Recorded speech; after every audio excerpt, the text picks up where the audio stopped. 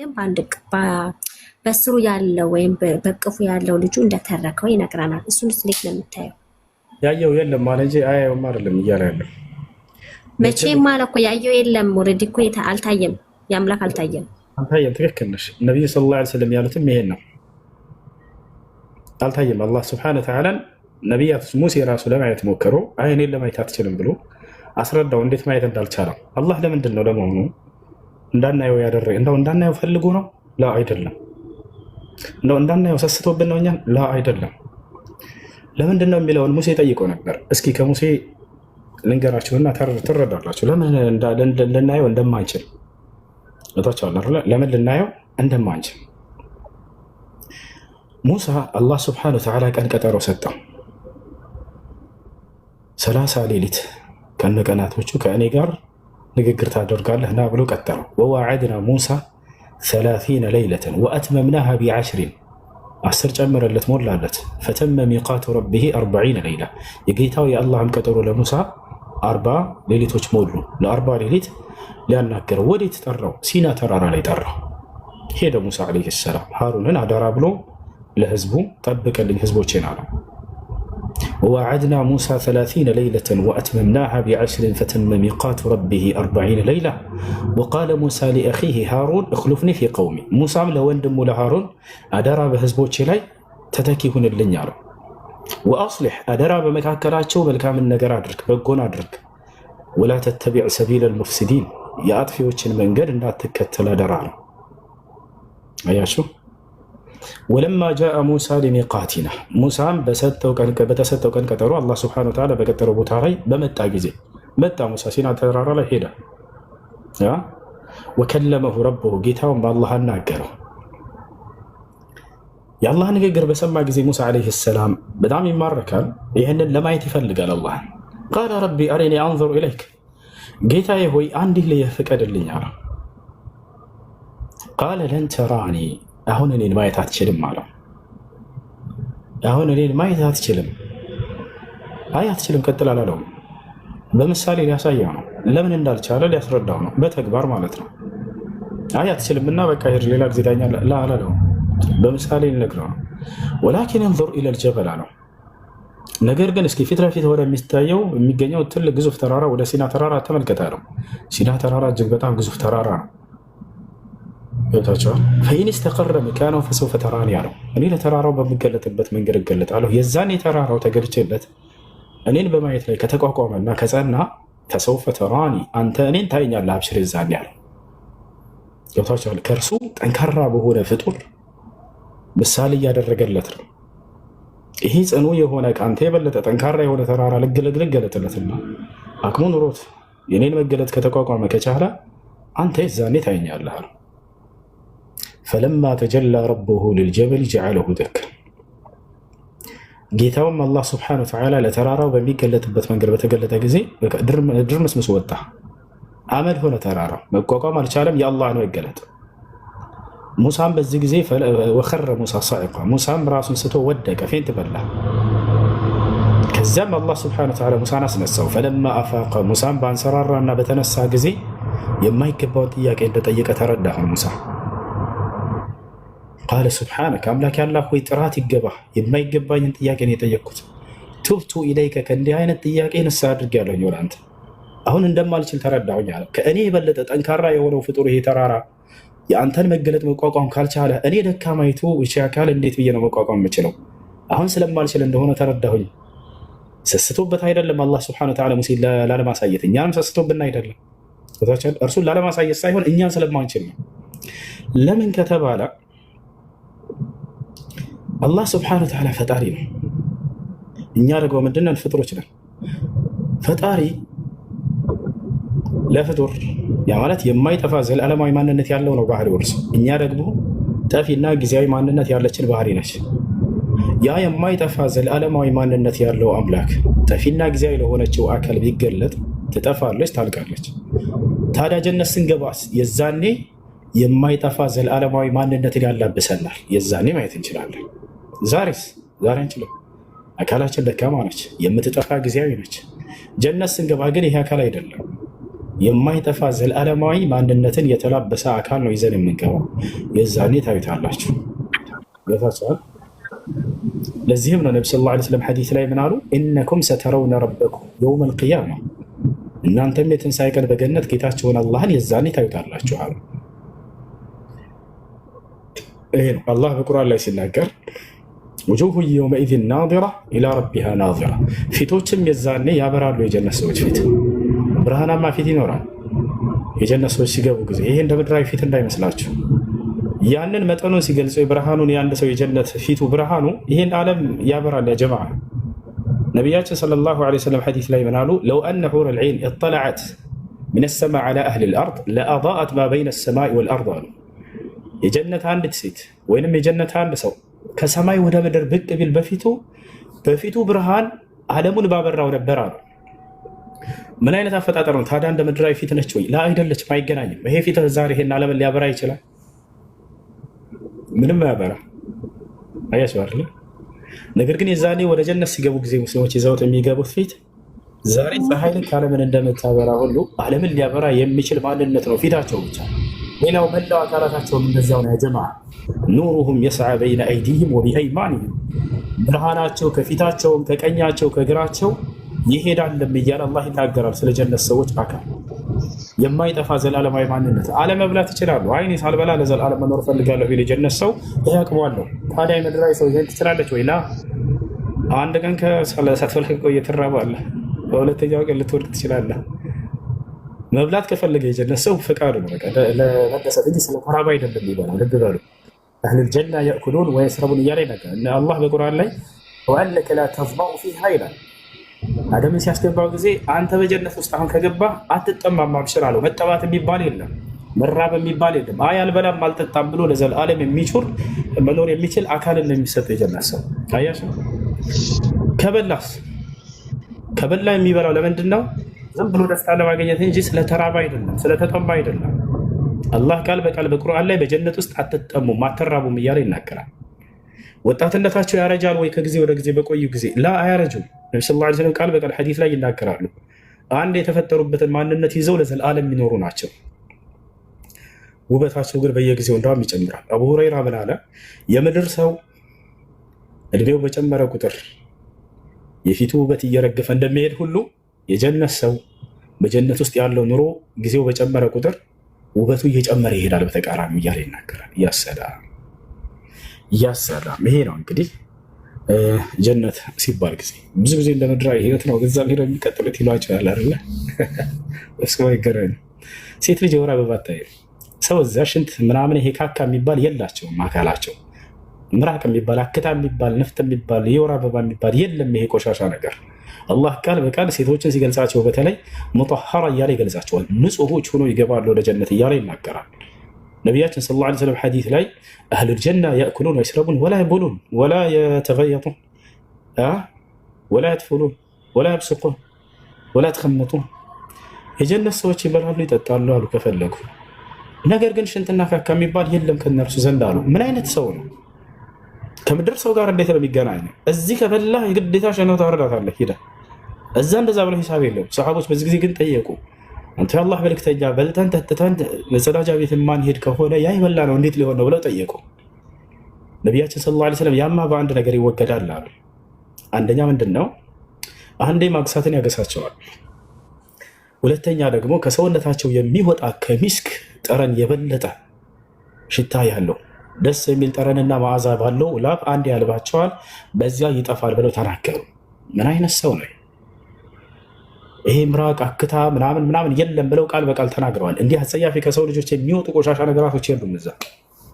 ይህን ይመስላል። እዚህ የምድራዊ ሰው እና የዛ የጀነት ሰው በፍጹም የሚገናኘው አይደሉም።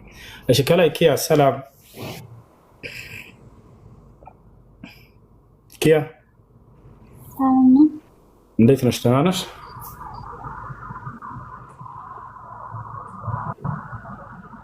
ይሰማሻል? አሎ ኪያ፣ ኔትወርክ እያስቸገረኝ ነው። ይሰማል? ይሰማል። ችግር እሺ።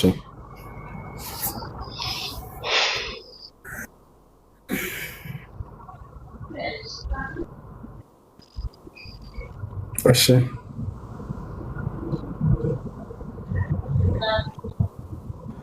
እና ሁሱ መላእክት አትሆኑም ማለት ነው። እናንተ ሰው ናችሁ ስትሞቱ እንደ መላእክ የሚል አይደለ እንጂ መላእክት ትሆናላችሁ አይደል? እንደና ይሄኛው ይሄ እንደ የሚለው ማመሳሰል ነው።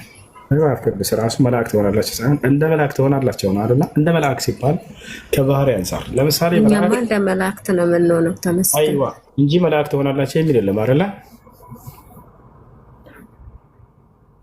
እንደምትለው አለቅ ፖይንት አለች።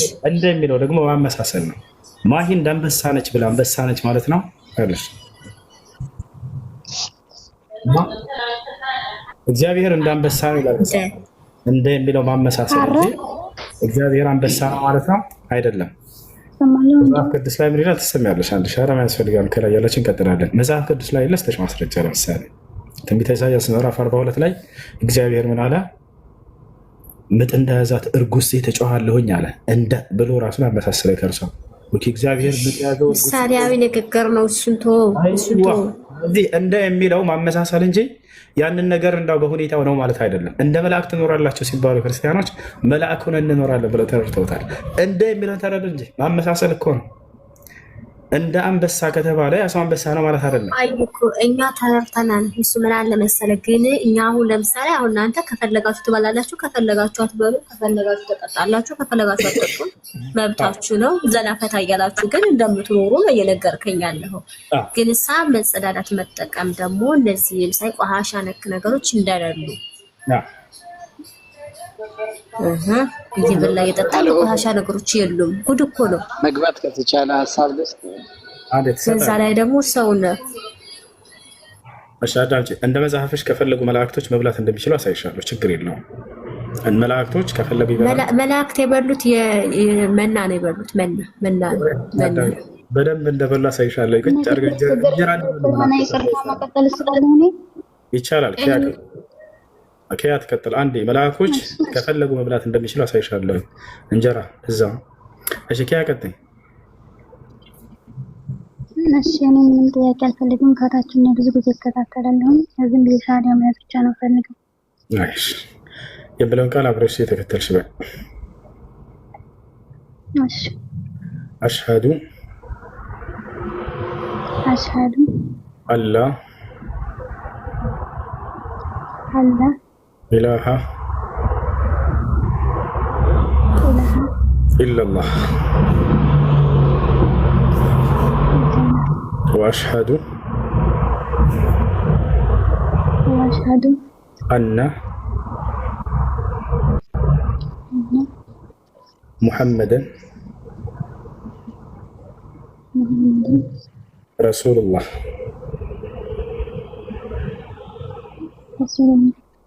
ማሻአላህ። ከዚህ በኋላ ሙስሊም ሆነሻል። አሁን ያልሽው ቃል የሻሃዳ ቃል ወይም የምስክር ቃል ይባላል። አንድ ሰው ወደ እስልምና ሲገባ ጊዜ የሚመሰክረው የሆነ የምስክር ቃል ነው። በነቢያቶችም ዘመን ይህን ምስክር ያስመሰክሯቸው ነበር። ማንም ሰው ወደ ኢስላም መግባት ሲፈልግ ትርጉሙ ምን ማለት ነው? አሽሀዱ አን ላ ኢላሃ ኢለላህ ማለት እነሆ ከአላህ በስተቀር በእውነት የሚመለክ ሌላ አምላክ የለም ብዬ መሰክራለሁ ማለት ሲሆን፣ ወአሽሀዱ አነ ሙሐመድን ረሱሉላህ ማለት ሙሐመድም የአላህ መልእክተኛና ነቢይ ናቸው ብዬ መሰክራለሁ ማለት ነው። ስለዚህ ነው አንድ ሰው እስልምናን በመቀበሉ ምን ያገኛል ከተባለ በሰለመበት ቀን የኃጢአቱን ሁሉ ስርየት ያገኛል፣ ምህረት ያገኛል። በሰለመበት ቀን ያለፈው ኃጢአት ሁሉ ይማርለታል፣ ከኃጢአቱ ሁሉ ነፃ ይወጣል። ማስረጃ ቁል ለዚነ ከፈሩ ኢየንተሁ ይግፈር ለሁም ማ ቀድ ሰለፍ ወኢን የዑዱ ፈቀድ መደት ሱነቱል አወሊን። አላህ ቃል በቃል ምን ይላል? ራሱ ሲናገር ሙሐመድ ሆይ ለእነዚያ ለካዱት እንዲህ በላቸው ካሉበት ክህደት ቢቆጠቡና ወደ እኔ ቢመለሱ ያለፈ ኃጢአታቸውን ሁሉ ምርላቸዋለሁኝ እያለ ይናገራል። ነቢያችን ሰለላሁ ዐለይሂ ወሰለም ሐዲስ ላይ አልኢስላም የጀቡ ማ ቀብለሁ አሉ። እስልምና ከእርሱ በፊት ያለን ኃጢአት ያስተሰርያል፣ ያስምራል አሉ። ሌላው ነገር አንድ ሰው እስልምናን በመቀበሉ ይህን ካገኘ በምድራዊ ህይወቱ ለኃጢአቱ ምህረትና ስርየትን ካገኘ በቀጣዩ ዓለምስ ምን የተስፋ ቃል ተሰጥቶታል በቁርአንና በሐዲስ ላይ ከተባለ በቀጣዩ ዓለም አምላክ አላህ ሱብሓነሁ ወተዓላ በርካታ ቦታ በቁርአን ላይ የዘላለማዊ ህይወትን ሊሰጠው በዚያም ላይ ገነትን ሊያወርሰው ቃል ገብቶለታል። ነቢያችን ሰለላሁ ዐለይሂ ወሰለም በሐዲስ ላይ ልክ እንዲሁ ማስረጃ የቁሉ ሱብሓነሁ ወተዓላ ፊ ሱረት ሉቅማን ፊ አወል ሰፍሐ ኢነ ለዚነ አመኑ ወዐሚሉ ሷሊሓት ለሁም ጀናቱን ነዒም ኻሊዲነ ፊሃ ወዕደላሂ ሐቃ ወሁወል ዐዚዙል ሐኪም። አምላካችን አላህ ምን ይላል? እነዚያ በእኔ አምነው መልካምን የሰሩ ሰዎች ለእነርሱ ገነት አለችላቸው አለ። እነርሱም በእርሷ ውስጥ ለዘላለም ዘውታሪዎች ናቸው። ይህ የእኔ የአላህን ቃል እውነት ነው አለ። እኔ አሸናፊና ጥበበኛ የሆንኩኝ አምላክ ነኝ ይላል ነቢያችን ሰለላሁ ዐለይሂ ወሰለም። ሐዲስ ላይ ምን አሉ? የብነ ልኸጣብ አይ ዑመር ብን ልኸጣብ ኢዝሃብ ወናዲ ፊናስ አነሁ ላ የድኹሉ ልጀነተ ኢላ ነፍሱን ሙስሊማ። አንተ ዑመር ብን ልኸጣብ ሆይ አሉት፣ ሂድና በሰዎች መካከል ይህን አውጅ፣ እነሆ ገነትን ሙስሊም ነፍስ እንጂ ሌላ ማንም አይገባባትም ብለህ አውጅ በሰዎች መካከል አሉት። ስለዚህ አንድ ሰው ሙስሊም በመሆኑ ምክንያት ነገ ከሞት በኋላ የዘላለማዊ ህይወት እንደሚያገኝ ገነት እንደሚያገኝ አላህ ስብሐነሁ ወተዓላ ራሱ ቃል ገብቶለታል። ነብዩ ሰለላሁ ዐለይሂ ወሰለም ይህን ነገር ቃል ገብተዋል። ይህን ይመስላል። እሺ አንድ ሰው እስልምና ከተቀበለ በኋላ ከእርሱስ ምን ማድረግ ይጠበቅበታል ወደሚለው ስንመጣ ለዚህ ላመነውና ለመሰከረው ለአንዱ አምላክ መገዛት፣ ለእርሱ አምልኮን እየሰራ መኖር። በምን መንገድ? አምላክ በነብዩ ሰለላሁ ዐለይሂ ወሰለም ባወረደው ህግና ስርዓት ቁርአንና ሐዲስን መሰረት አድርጎ ያንን በመማር ይህን የአምላክን ህግና ስርዓት እየፈጸመ ይኖራል በህይወት ዘመኑ። እስከ መቼ ድረስ? እስከ ህይወቱ ፍጻሜ።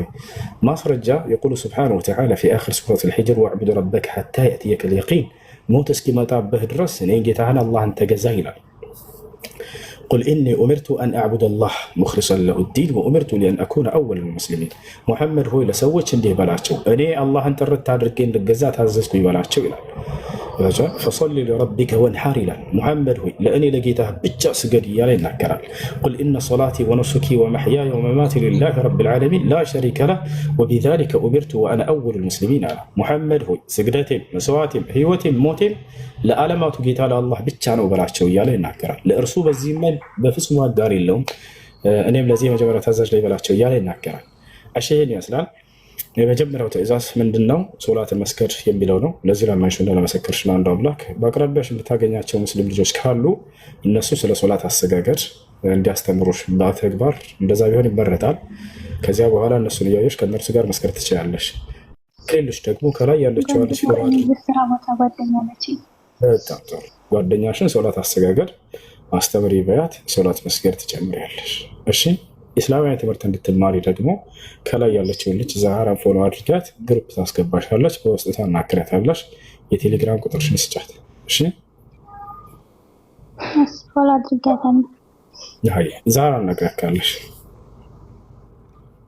አመሰግናለሁ። እንዲሁም ወራህመቱላሂ ወበረካቱ። ወአለይኩም ሰላም ወራህመቱላሂ ወበረካቱ። طهور ان شاء الله حسين الله يشفيك. يا بنت فولو አድርጌሻለሁ በውስጥ የቴሌግራም ቁጥርሽን ላኪልኝ። አላህ ጽናቱን ይስጥሽ። ደስ ብሎኛል እስልምና ስለተገባ።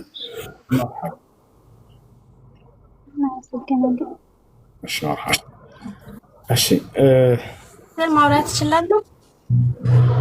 ይቻላልሽ። አሁን እኛ እግዚአብሔር የምንለውና እናንተ አላህ የምትሉ አንድ እንደሆነ ታምናለህ?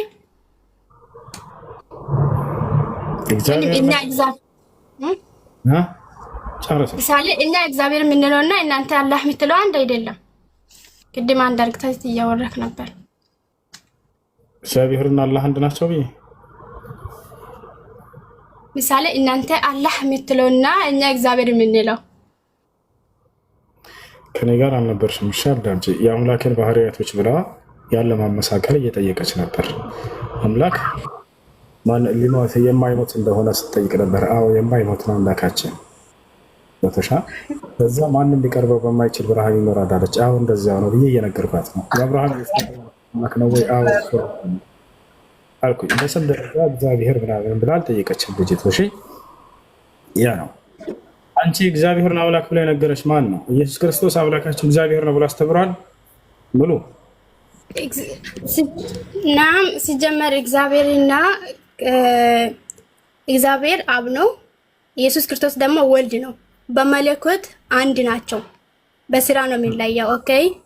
ኦኬ እሺ። በመለኮት አንድ ናቸው የሚል ጥቅስ አለ መጽሐፍ ቅዱስ ላይ? እኔና አብ አንድ ነን ይላል። የሚለያየው ነገር የለም። በመለኮት አንድ ናቸው የሚላል ወይ ነው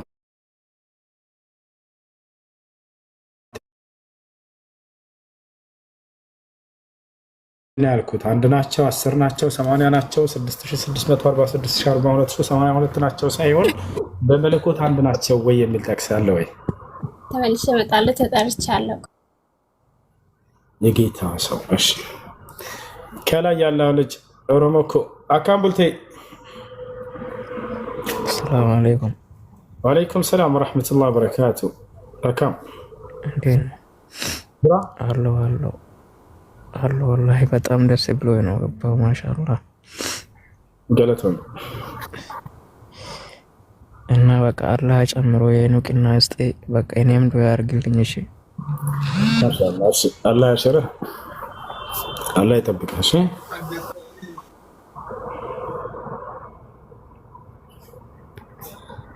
ሃይ ጉፋን እንዳላስይዝህ ታች ወራድ ሸው ለማች።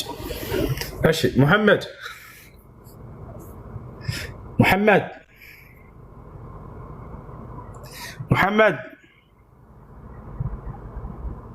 محمد نعم سلام ነው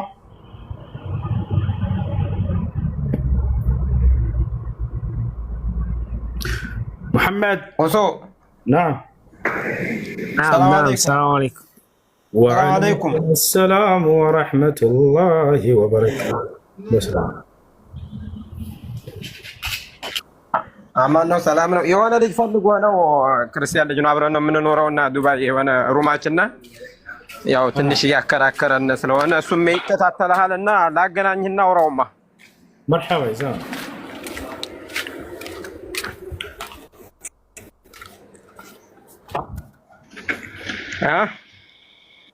እሺ አገናኝስ? አዎ ላገናኝህና እንካ። እሺ ባንካ እሺ ኮሜንት ላይ ፎሱ ከፍተና ካላ ማን ነው የከፈተ? እሺ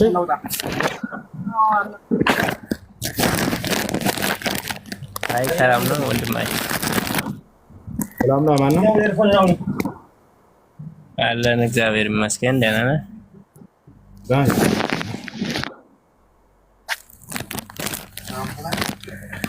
እሺ ጥያቄ ኖረኝ ነበርና ያው እንድታብራራልኝ ፈልጌ ነበር። እሺ ጥያቄ ምንድን ነው?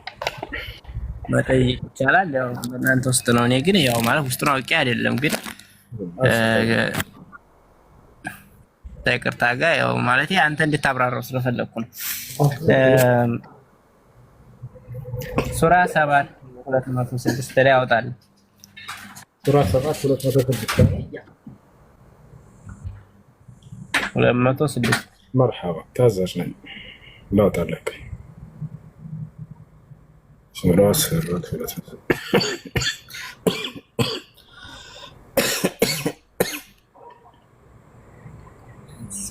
አይዞህ አመሰግናለሁ።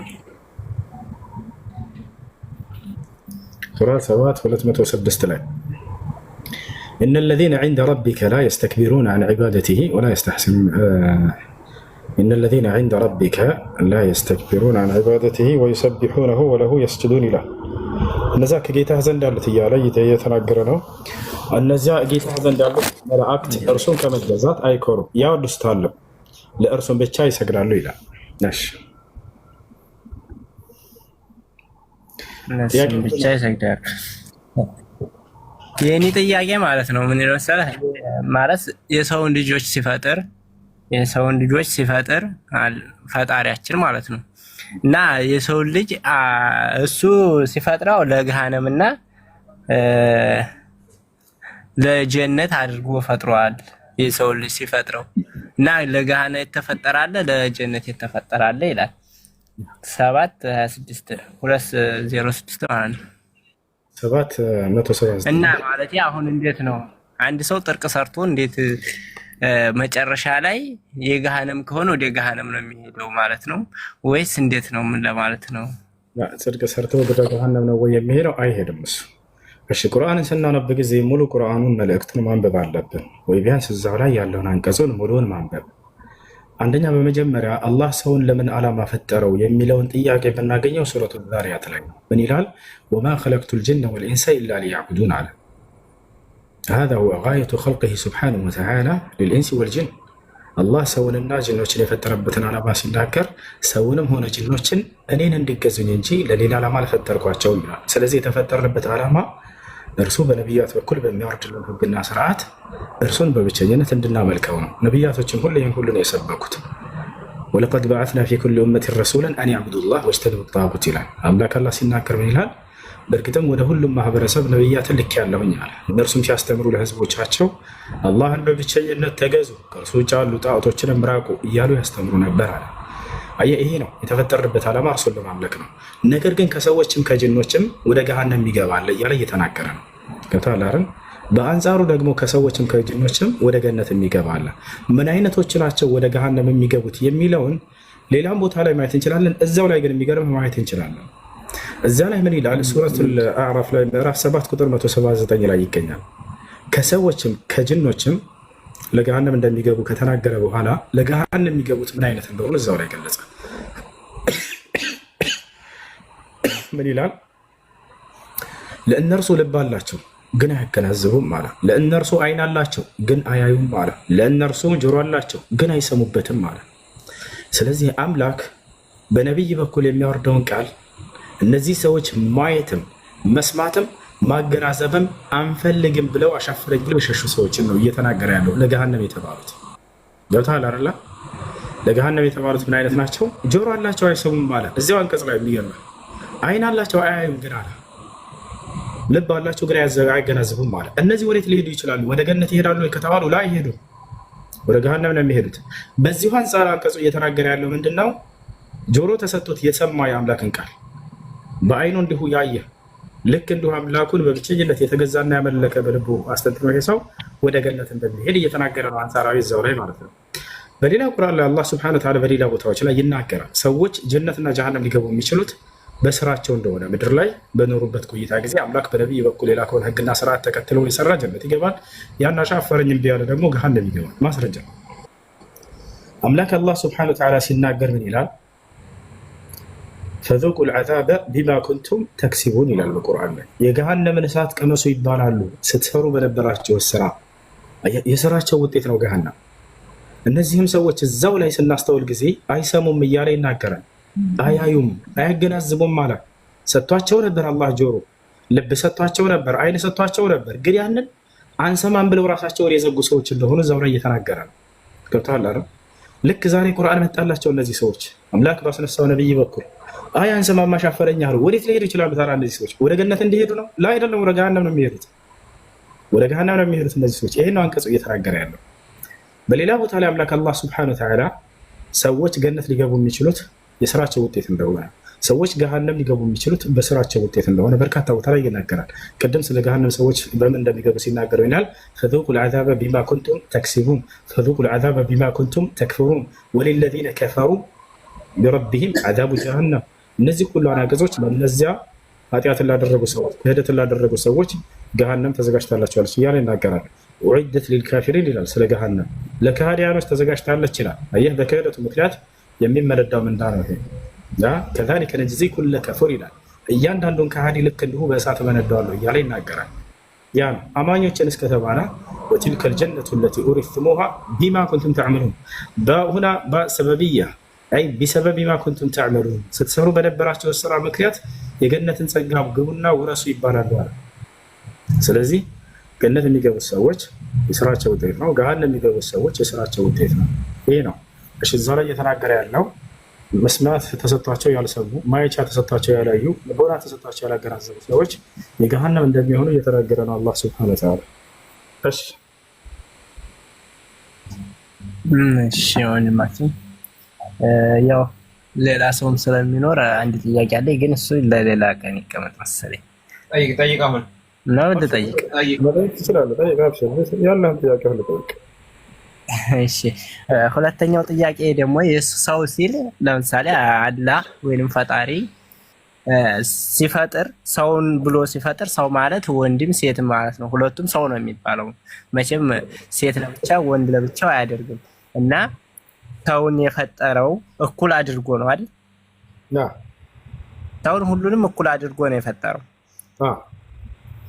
እሺ እኩል አድርጎ ከፈጠረው ሴቶች እና ወንዶች እኩል ናቸው ማለት በእናንተ አስተምሮ ማለት ነው። ጥያቄን ጨርስና ልመልስልህ፣ ችግር የለም። ሁሉንም ጨርስና በአንድ ጋር እንድትመልስልኝ። ለምሳሌ ሱራን አብዲ ወይድ ላይ 250 ላይ 2050 ላይ ያዝልኝ ጥቅሱን። መሃን ብትሆን አለ መሃን ብትሆን ለምሳሌ ያገባትና መሃን ብትሆን እሷም እንደ ቤት እንደሚነጠፍ ምንጣፍ ትቆጠራለች ይላል። አንደኛ ማለት ወንድ ልጅ የሚፈጠረው ከሴት ነው የሚወለደው። ወንድ ክብር የሚያገኘው ሴት ክብር ስታገኝ ነው። ለምንድን ነው እኩል የማይታዩት? ወንድ ስንት ነው ያልከው? ሱናን አዲ ሱናን አቢዳር ቁጥር ስንት? 2050 ላይ 2054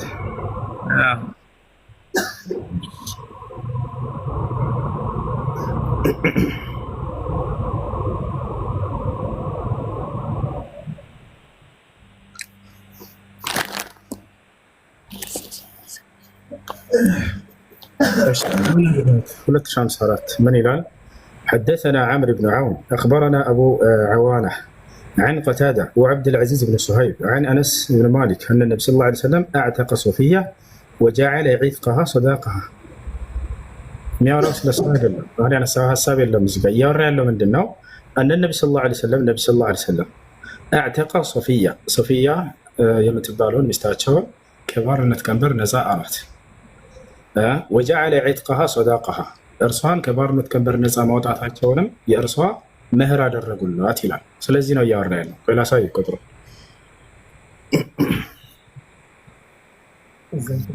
ሱነን አቢ ዳውድ 254 ይታያል እዚህ ጋር ያ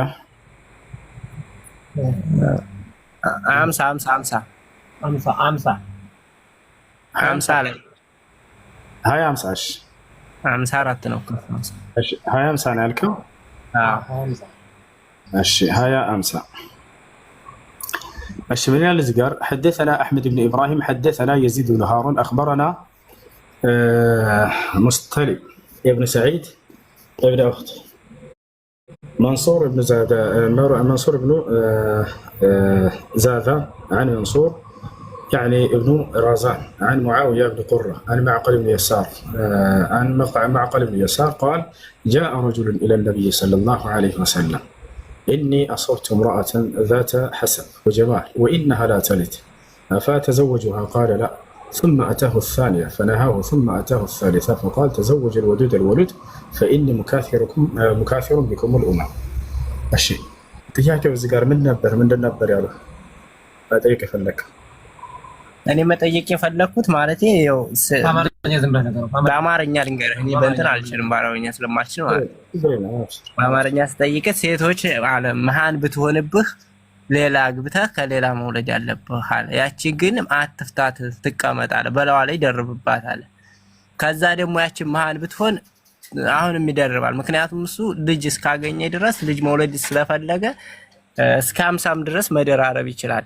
ግን ያቺ መሃኗ ሴት ይላል እንደምንጣፍም ይቆጥራታል፣ እንደምንጣፍም ትሆናለች መሃን ስለሆነች ወላ እንደዛ እሷስና ይላል። እውነቴን ነው ነው የነገርኩህ ሁሉ ስህተት ነው። ላነብልህ ነው እንደምንጣፍ ያለበት እስከ 50 ማግባት ይችላል ምናምን የሚል በፍጹም የለውም። ምን እንደሚል አንብብልህ። እሺ እሺ ችግር የለውም አንተ አንብብልህ።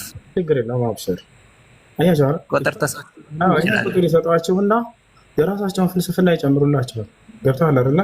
ምን ያህል ውሸታም እንደሆነ ነው ይሄን የሚናገሩ ሰዎች አውቀው ለእንትን ለማስመሰል እውነት ለማስመሰል ቁጥሩን ይናገራሉ። አቡ ዳውድ እንደዚህ ላይ ይላቸው። ከዛ በኋላ ራሳቸው ፍልስፍና ይጨምራሉ። እንዴ ካልሆነ እንዲህ ነው ማለት ነው የሚለውን የራሳቸው መላምት ይነግሯቸዋል። ያ ነገር እነዚህ ክርስቲያን ልጆች ያለ ይመስላቸዋል። የተጻፈውን እንደሚናገር ይላሉ። ገብተዋል አይደል? ነገር ግን የሌለ ነገር ነው የሚናገረው እንዳለ ምን ይላል መሰለህ ሐዲሱ حدثنا احمد بن ابراهيم حدثنا يزيد بن هارون اخبرنا مستلم ابن سعيد بن اخت منصور بن زاذان عن منصور يعني ابن زاذان عن معاويه ابن قره عن معقل بن يسار قال جاء رجل عند صومت الى النبي صلى الله عليه وسلم ولا النبي صلى الله عليه وسلم قال متى عند صوم فقال اندي هذا እኒ አሰብቱ እምራአተን ዛተ ሐሰቢን ወጀማል እኔ የዘር ባለቤትና የውበት ባለቤት የሆነችን ሴት አገኘሁኝ አንቱ የአላህ መልእክተኛ አላቸው። ወኢነሃ ላ ተሊድ እርሷ ደግሞ አትወልድም። አፈአተዘወጁሃ ላግባትን አለ ሰውየው። እንግዲህ አንድ ሰው ምርጫ አለው። ሲመርጥ ጊዜ ምንድነው? አልወልድም ካለችችን ሴት አለማግባት ይችላል ወይ? ይችላል፣ መብት ነው። ለምሳሌ ሴት ልጅ ልክ እንዲሁ በዚሁ አንጻር ይሄ ሰው የማይወልድ ከሆነ አይ አላገባም ማለት ትችላለች ወይ? መብቷ ነው። እቺ ሴት መብቷ ነው አይደለም? አብረው እየኖሩ ራሱ አልወልድም ካለ ባሏ አይ እኔ መውለድ እፈልጋለሁ ብላ መለየት ትችላለች ወይ? ትችላለች፣ ሐቅ አላት። ባልም ልክ እንዲሁ የማትወልድ ከሆነች ሴት መለየት ይችላል ወይ? መብት አለው። ከዚያ በኋላ ነቢያችን ሰለላሁ ዐለይሂ ወሰለም ምን አሉ? አፈላ ተዘወጁሃ አላቸው። ላግባትን አለ። ቃለ ላ አይ አታግባ አሉት ነቢ ሰለላሁ ዐለይሂ ወሰለም። ይህን ምርጫ ነው የሰጡት። ثم አታሁ ከዚያ በኋላ ወደ እርሳቸው መጣ። አሳኒያ ለሁለተኛ ጊዜ ፈነሃሁ ከለከሉት ይላል። ثم አታሁ الثالثة ምክንያቱም ሊናገሩ ነው። እሷ ምንጣፍ ስለሆነች ነው፣ እሷን አግብተህ ደረበባት ከፈለክ ያሉት ሁሉ ውሸት ነው። ከዛ በኋላ በሶስተኛው ሲመጣ ጊዜ ነቢዩ ሰለላሁ ዐለይሂ ወሰለም ምክንያቱም ነገሩት። እርሷን ክፉ አድርገው አይተው ነው ወይ? አይደለም። እርሷን እንዳያገቡ ነው እየከለከለ ነው ወይ? አይደለም። መብቱ ነው ከፈለገ ማግባት። ታዲያ ምንድነው ምክንያቱ ከተባለ ያው ተናገሩ። መጨረሻ ላይ ምን አሉ? ተዘወጁ ወዱድ አልወሉድ ፈኢኒ ሙካፊሩን ቢኩም ልኡመም የውም አልቅያማ አሉ። ወላድና ተወዳጅ የሆነችዋን አግቡና ልጆችን አበርክታችሁ ውለዱ። እኔ የትንሣኤ ቀን በርካታ ተከታዮችን አፍርቼ በመምጣት እደሰትባቸዋለሁ እና ብሎ ተናገሩ። አየህ አይደለም? ስለዚህ አንድ ሰው ሐዲስ የሚያስረዳው ምንድን ነው? ወላድ የሆነችን ቢያገባ ይመረጥለታል። ሰውየው ልጆችን ቢያፈራ አንተ ይህን ትወዳለህ ወይ ብለህ አዎ ነው የምንለው ሁላችንም። ሳይወልድ መኖር የሚፈልጋለህ ከመካከላችሁ? እሺ ያችን ማለት መውለድ አሁን ይሄ ፈጣሪ ነው የሚሰጠው አይደል? እዚህ ጋር ጥያቄ የምጠይቀህ ያው መውለድን ፈጣሪ ነው የሚሰጠህ። ለዛ ታዲያ እንደዚህ መውለድ ከፈለገ ፈጣሪ የሰው ልጅ እንዲበዛ ከፈለገ መሃና ማድረግም የሱ ነው ፈቃዱ። ግን እዚህ ጋር ያቺ መሃኗን ማን ያግባት? ከማጋት ነው። እዚህ ቦታ ላይ እርም ሙሉ በሙሉ እየከለከሉት አይደለም። አንድ ነገር ልትረዱ ይገባል። ሐራም የሚባል ነገር አለ፣ ከራሃ የሚባል ነገር አለ። በኢስላም 5 ህግጋቶች አሉ። ሐራም የሚባል አለ፣ ሐላል የሚባል አለ፣ ከራሃ የሚባል አለ፣ ሙስተሐብ የሚባል አለ፣ ሙባህ የሚባል ነገር አለ። እነዚህ 5ቱ ሸሪዓዊ ህግጋቶች ናቸው። ይሄ ሐራም ነው ወይ ማግባት እርሷን እንደው ክልክል ነው እየተባለ ነው ወይ? አይደለም። ነገር ግን ሰውየው ምርጫ እየጠየቃቸው ነው። ገብቶሃል አይደለ? ምርጫ እየጠየቃቸው ነው። ነቢያችን ሰለላሁ ዐለይሂ ወሰለም ደግሞ አግብታችሁ ውለዱ ብለው ተናገሩ። እችን ሴት አላህ ሱብሓነሁ ወተዓላ ከፈለገ ይረዝቃታል እኮ፣ ዱዓ ታደርጋለች። ገብቷችኋል አይደል? ነቢያቶች መሀን ነበሩ። ለምሳሌ ዘከሪያ ሚስቱ አትወልድም ነበር። ልክ እንዲሁ ሳራ አትወልድም ነበር። አላህ ሱብሓነሁ ወተዓላ አትወልድምና ፍታችን ምናምን አላለም። ነገር ግን ለነቢያቶች ሌላ ማግባት ተደንግጎላቸዋል። እነርሱም ዱዓ ያደርጋሉ፣ አላህ ይረዝቃቸዋል። ገብቷችኋል? እንዳጠቃላይ እዚህ ቦታ ላይ ሐራም ነው እያሉ አይደለም ነቢ ሰለላሁ ዐለይሂ ወሰለም፣ መክሩህ ነው በማለት ሌላ የተሻለ ብታገባ የሚል ሀሳብ እንጂ የሰጡት ያሉት ነቢ ሰለላሁ ዐለይሂ ወሰለም እንዳውሳ እንዳታገቡ ሐራም ነው ክልክል ነው የሚል ነገር እየተናገሩ አይደለም። አውዱን ስታየው ጊዜ እስከ መጨረሻው ድረስ ምርጫ እየጠየቃቸው ነው። ሰውየው ወላድ አግባ ያሉት ነቢ ሰለላሁ ዐለይሂ ወሰለም ከታች አንጻራዊ የሆነ እየተናገሩለት እንደሆነ ነው። እሷን ማግባት አይቻልም ሐራም ነው እንዳታገቡ እያሉ አይደለም። ነገር ግን ሰውየው ለመውለድ ይፈልጋል። ነቢያችን ሰለላሁ ዐለይሂ ወሰለም ያንን እየመከሩት ነው። ወላድ አግባ እያሉት ነው። ሲከተል እሷን ፍታት ብለዋል ወይ? ወይም ደግሞ እንደው ከእርሷ ውጭ አታግባ ብለው ከልክለውታል ወይ? አላሉትም። አየህ አይደለ? እሷም እንዳለች ሆኖ ይሄ ሰውዬ ሌላ ማግባት ይችላል። አሁን ይችላል አቅሙ ካለው። አየህ፣ እሷን ማን ያገባታል የሚለው ጥያቄ ማለት ነው። ነቢያችን ሰለላሁ ዐለይሂ ወሰለም ይሄ ሰውዬ ማግባት ቢፈልግ ሌላ ተጨማሪ ማግባት እንደሚችል አቅሙ ካለው፣ ለምሳሌ ማትወልድ አገባ ሰውዬ ይፍታት ብሎ ይችላል አስተምራል ወይ? ላ አይደለም። ይሄ ሰው የማስተዳደር አቅሙና ችሎታ ካለው ሌላ ሁለተኛ ማግባት ይችላል። ያችን እንዳለችው ነው ማለት ነው። ያችን ዱዓ ያደርጋል ሰውየው፣ እርሷም ዱዓ ታደርጋለች። ሰበቦችን አድርሰው መውለድ የሚችሉበትን መንገድ መቀጠል ይችላሉ። ይሄ ነው። እሺ ወንድማችን አመሰግናለሁ። መርሐባ።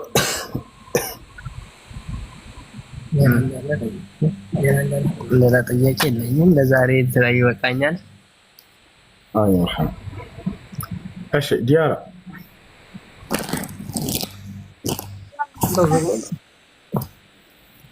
ዲዮር ሰላም እሰማለሁ። ይሰማል። አቀጥ እሺ፣ እንዴት ነህ? ደህና አልሐምዱሊላህ። እንድታስተምረኝ ፈልጌ ነበር። እሺ ክርስቲያን ነሽ አይደል? አዎ። እሺ አዳምጪኝ። እሺ እሺ እሺ። የመጀመሪያ ሊማረው የሚገባ የሰው ልጅ ምንድን ነው ከተባለ የፈጠረንን አምላካችንን ማወቅ ነው። ለምን መጣን እዚህ የሚለውን በቀጣዩ ላይ እንሄዳለን። ለምን ፈጠረን እርሱ የሚለውን እንሄዳለን። ገብታችኋል? አምላክ አላህ ስብሐነሁ ወተዓላ ስለ እርሱ እንድናውቅ ዘንድ የዚህ ዓለም ፈጣሪ ከመካከላችን እኛን የሚመስሉ ነቢያት ተብለው የሚጠሩን መርጦ በመልአክ በኩል ወይንም በቀጥታ አናግሯቸው የደነገገላቸው ሕግና ስርዓት አለ። ያን እንዲከተሉ የሰው ልጆችንም እነዚህ ነቢያት የተባሉ አካሎች እንዲያስተምሩ አምላክ አዟል። አምላክ አላህ ስብሐነሁ ወተዓላ በነቢያቱ በኩል አንድና ብቸኛ የሆነ አምላክ እንደሆነ አሳውቋቸዋል።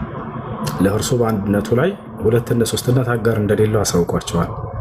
አምላክ በእነዚህ በነቢያት በኩል ለዘላለም ሕያው እንደሆነ ሊሞት የማይችል አምላክ ወይንም መሞት የማይገባ አምላክ እንደሆነ ይነግራቸዋል።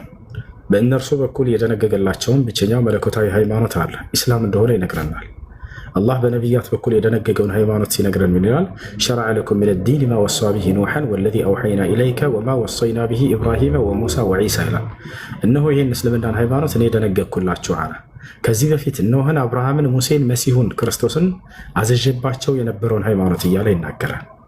ስለዚህ ነው አምላክ አላህ ስብሐነሁ ወተዓላ ሲናገር ምን ይላል? ኢነ ዲነ ዒንደላሂ ልኢስላም ይላል። ከእኔ ከአምላካችሁ ዘንድ ቀጥተኛው ሃይማኖት ትክክለኛ ሃይማኖት እስልምና ነው እያለ ይናገራል።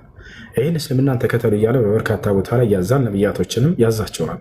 ወላ ተሙቱነ ኢላ ወአንቱም ሙስሊሙን ይላል አላህ። አደራ ባሪያዎች ሆይ ሙስሊሞች ሆናቸው እንጂ እንዳትሞቱ እያለ ይናገራል። ነቢያቶችም ይሄንን ይሰብካሉ። ያዕቆብን ብንወስድ ምን አለ ያዕቆብ? ወያዕቆብ ያ በኒየ ኢነላህ አስጠፋ ለኩም ዲን ፈላ ተሙቱነ ኢላ ወአንቱም ሙስሊሙን ይላል። አደራ ልጆቼ ሙስሊሞች ሆናቸው እንጂ አትሙቱ አላቸው ይላል። ይህን መንገድ እንድንከተልም አዘዋል ነቢያቶች። የዚህ ታዲያ የሃይማኖት የእስልምና ሃይማኖት የመጀመሪያው ትእዛዝና መሰረት ምንድን ነው አሉ ነቢያቶች። ምን እንድናደርግ አዘዙን ከተባለ አንድና ብቸኛ የሆነውን አምላክ በብቸኝነት አምልኩት የሚል ትእዛዝ ነው ይዘው የመጡት። ለምሳሌ ኑሕን ብንወስድ ምን አለ ኑሕ? ወለቀድ አርሰልና ኑሐን ኢላ ቀውሚሂ ፈቃለ ያ ቀውም ኢዕቡዱላህ ማ ለኩም ሚን ኢላሂን ገይሩ። ኑሕ ምን አለ ለህዝቦቹ? ህዝቦቼ ሆይ አላህን በብቸኝነት ተገዙ፣ ከእርሱ ውጭ ሌላ ማንም አምላክ የላቸውም አላቸው ይላል። ከዚያ በኋላ ማን ተነሳ? ሁድ ተነሳ። ሁድ ማንን አስተማረ? ምን ሰበከ? ወኢላ ዓድን አኻሁም ሁዳ ቃለ ያ ቀውም ኢዕቡዱላህ ማ ለኩም ሚን ኢላሂን ገይሩ። ወደ ዓድ ነገዶችም ሁድ የሚባልን ነቢይ አስነሳሁላቸው ላኩላቸው አለ አምላክ አላህ። ምን አስተማረ ይሄ ነቢይ ከተባለ ህዝቦቼ ሆይ አላህን በብቸኝነት ተገዙ፣ ከእርሱ ውጭ ሌላ ማንም አምላክ የላቸውም አላቸው ይላል። ከዚያ በኋላ ማንን አስነሳ? ሷሊሕ የሚባልን ነቢይ አስነሳ።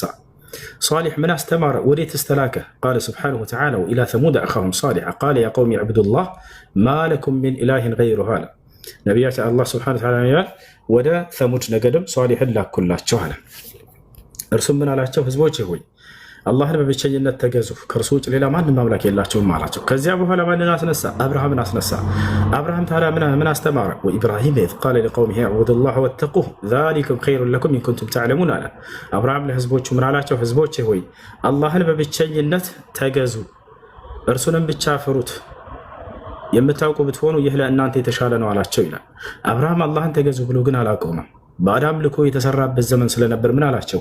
ኢነማ ተዕቡዱነ ሚን ዱኒላሂ አውሳነን አላቸው። ያ ሰላም፣ እናንተ ከአላህ ውጭ የምታመልኳቸው ሁሉ ግን ጣዖቶች ናቸው ብሎ ገለጻቸው። ወተኽልቁነ ኢፍካ፣ በራሳችሁ ጊዜ ቅጥፈትን ፈጥራችሁ ነው አላቸው። አማልክት ናቸው ያላቸዋቸው ከአላህ ውጭ የራሳቸው የሰው ልጆች ፈጠራዎች እንጂ በፍጹም አምላክ አይደሉም አለ አብርሃም። እነ ለዚነ ተዕቡዱነ ሚን ዱኒላሂ ላ የምሊኩነ ለኩም ሪዝቀን አላቸው። እነዚያ ከአላህ ውጭ የምትገዟቸው ሁሉ ለእናንተ ሲሳይ ሊለግሷቸው ሆነ ሊነሷችሁ አይችሉም፣ አቅሙ የላቸውም አለ። ፈብተጉ ዒንደላሂ ሪዝቀ ወዕቡዱሁ ወሽኩሩ ለሁ ኢለይሂ ቱርጀዑን አለ። አላህን በብቸኝነት ተገዙት አለ። ስለዋለላችሁም ጸጋ እርሱን ብቻ መስግኑት፣ እርሱንም ብቻ ተገዙ፣ በምትሞቱም ጊዜ የምትመለሱት ወደ እርሱ ነው እናላቸው ይላል።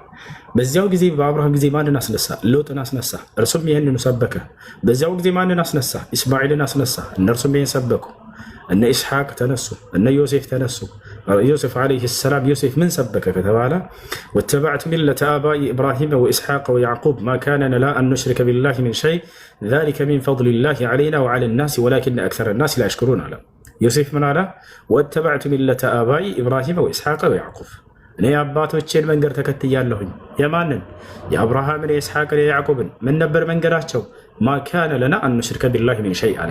እኔና እነዚህ የጠቀስኩላችሁ አባቶቼ ቅድመ አያቶቼ እና አብርሃም እና ይስሐቅ እና ያዕቆብ በአንዱ በአላህ ላይ የምናጋራ አልነበርንም አለ። አለቀ። አንዱን አምላክ በብቸኝነት የምናመልክ ነን። ዛሊከ ሚን ፈድሊላሂ ዐለይና አለ። ይህ አላህ በእኛ ላይ የዋለልን ከዋለልን ጸጋና ትሩፋት ነው አለ። ወዐለናስ ይህን ጸጋ በበርካታ ሰዎችም ላይ ውሎላቸዋል። ወላኪን አክሰር ናስ ላ የሽኩሩን፣ ነገር ግን አብዛኞቹ ሰዎች ይህን ጸጋ አያመሰግኑም አለ። አልሐምዱሊላህ ዐላ ኒዕመት ልእስላም፣ አልሐምዱሊላህ ዐላ ኒዕመት ተውሒድ።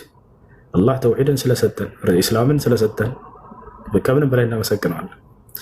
እንደ ጠቃላይ ይህን ሁሉ ሰበኩ ነቢያቶች። ነቢዩ ሙሐመድንም ሰለላሁ ዐለይሂ ወሰለም ሲያስነሳቸው ጊዜ ይህንኑ ሰበኩ። ከእርሳቸው በፊት ዒሳ ዐለይሂ ሰላም መሲሁ ማንን ሰበከ?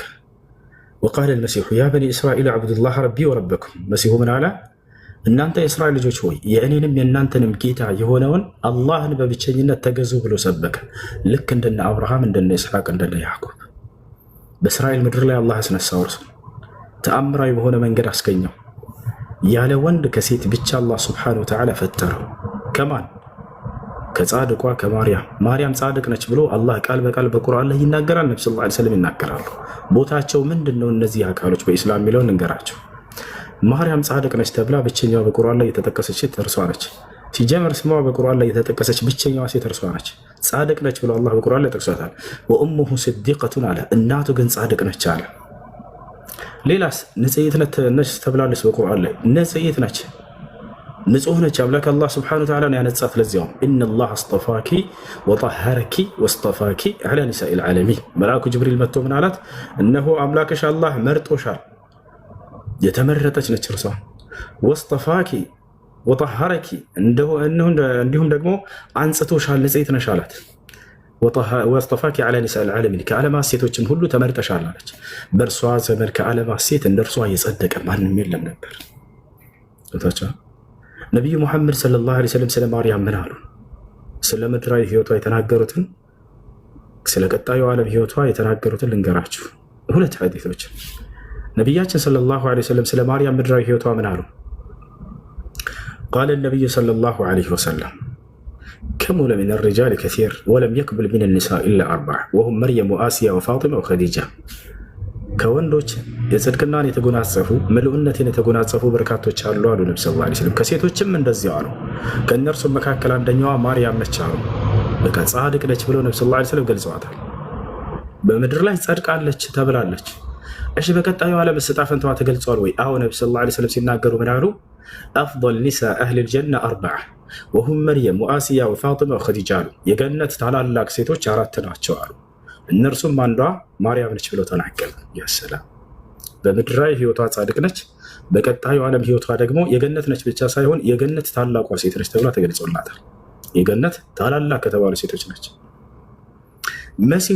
መሲሁን ነቢዩ ሙሐመድ ሰለላሁ ዐለይሂ ወሰለም ጻድቁ የአላህ አገልጋይ ብለው የሚገልጹት እርሱ ነው። ፈአቁሉ ከማ ቃለ ልዓብዱ ሷሊሕ ይላሉ። ጻድቁ የአላህን ባሪያ እንዳለ እኔ እምላለሁ ይላሉ። ነቢያቶች ባሉበት ሁሉ ነው ያሉት ነቢ ሰለላሁ ዐለይሂ ወሰለም። ወኢነ ላህ አመረ ልሙእሚኒነ ቢማ አመረ ቢሂ ልሙርሰሊን አሉ። አላህ እናንተን አማኞችን ያዘዛችሁ የቀደሙትን ነቢያቶች ባዘዘበት ትእዛዛት ነው አሉ።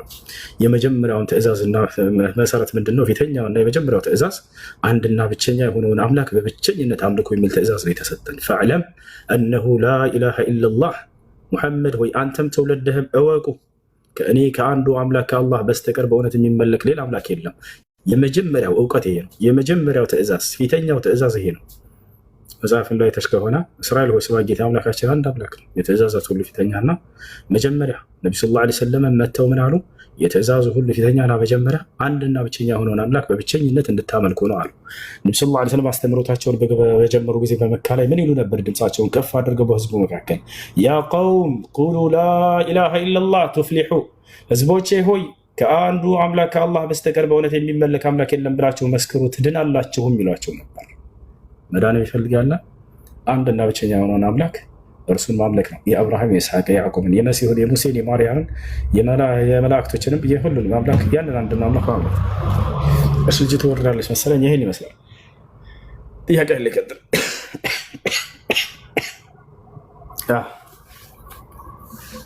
ሰላም አለይኩም ወረሕመቱላህ። ወአለይኩም ሰላም ወረሕመቱላሂ ወበረካቱ። ሰላም ነው እሱ። ደህና አልሐምዱሊላህ። እንዴት ነሽ? አልሐምዱሊላህ ደህና ነኝ። እኔ ጥያቄ አንድ ሴት ባሏ ከሞተባት በኋላ ኒካዋ የሚወርደው በምን ያህል ጊዜ ነው? 4 ወር ከ10 ቀን። ማን ነው በሞተበት ጊዜ ኒካ ወርዷል። የዒዳ ጊዜዋ 4 ወር ከ10 ቀን ነው። አንድ ሴት ባሏ ከሞተ በሞተበት ቀን ኒካሁ ወርዷል። ገብታችኋል አይደል? ነገር ግን የዒዳ ጊዜ የምትጨርሰው መቼ ድረስ ነው? ከስንት ጊዜ በኋላ ነው ማግባት የምትችለው? ሌላ መልክ ከተባለ 4 ወር ከ10 ቀን። ይሄ ነው ማስረጃ يقول الله سبحانه وتعالى في سورة البقرة والذين يتوفون منكم ويذرون أزواجا يتربصن بأنفسهن 4 أشهر و10 እነዚያ ከእናንተ ባሎቻቸው የሞቱባቸው ሴቶች ሌላ ባል እስኪያገቡ ድረስ በራሳቸው ላይ 4 ወር ከ10 ቀንን የዒዳ ጊዜ ይጠብቃሉ አለ። በሞተበት ጊዜ ኒካሁ ወርዷል خلاص። ነገር ግን የዒዳ ጊዜ 4 ወር ከ10 ቀን ትጠብቃለች። ከዚያ በኋላ ከ4 ወር ከ10 ቀን በኋላ ሌላ ባል ታገባለች። ሱራ ማን? ሱረቱል በቀራ። ቁጥሩን ላውጣልሽ ወስተሽ ላውጣልሽ ቁጥሩን ትፈልጋለሽ?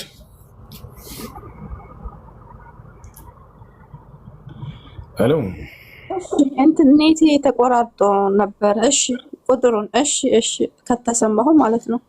ችግር የለም። እሺ ሱረቱል በቀራ ምዕራፍ 2 ቁጥር 234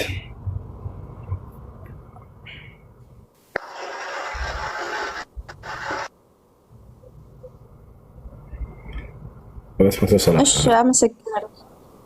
መርሐባ። ያው ከ4 ወር ከ10 ቀን በፊት ማግባት አትችልም ማለት ነው። 4 ወር ከ10 ቀን ጠብቃ ከዚያ በኋላ ማግባት ትችላለች።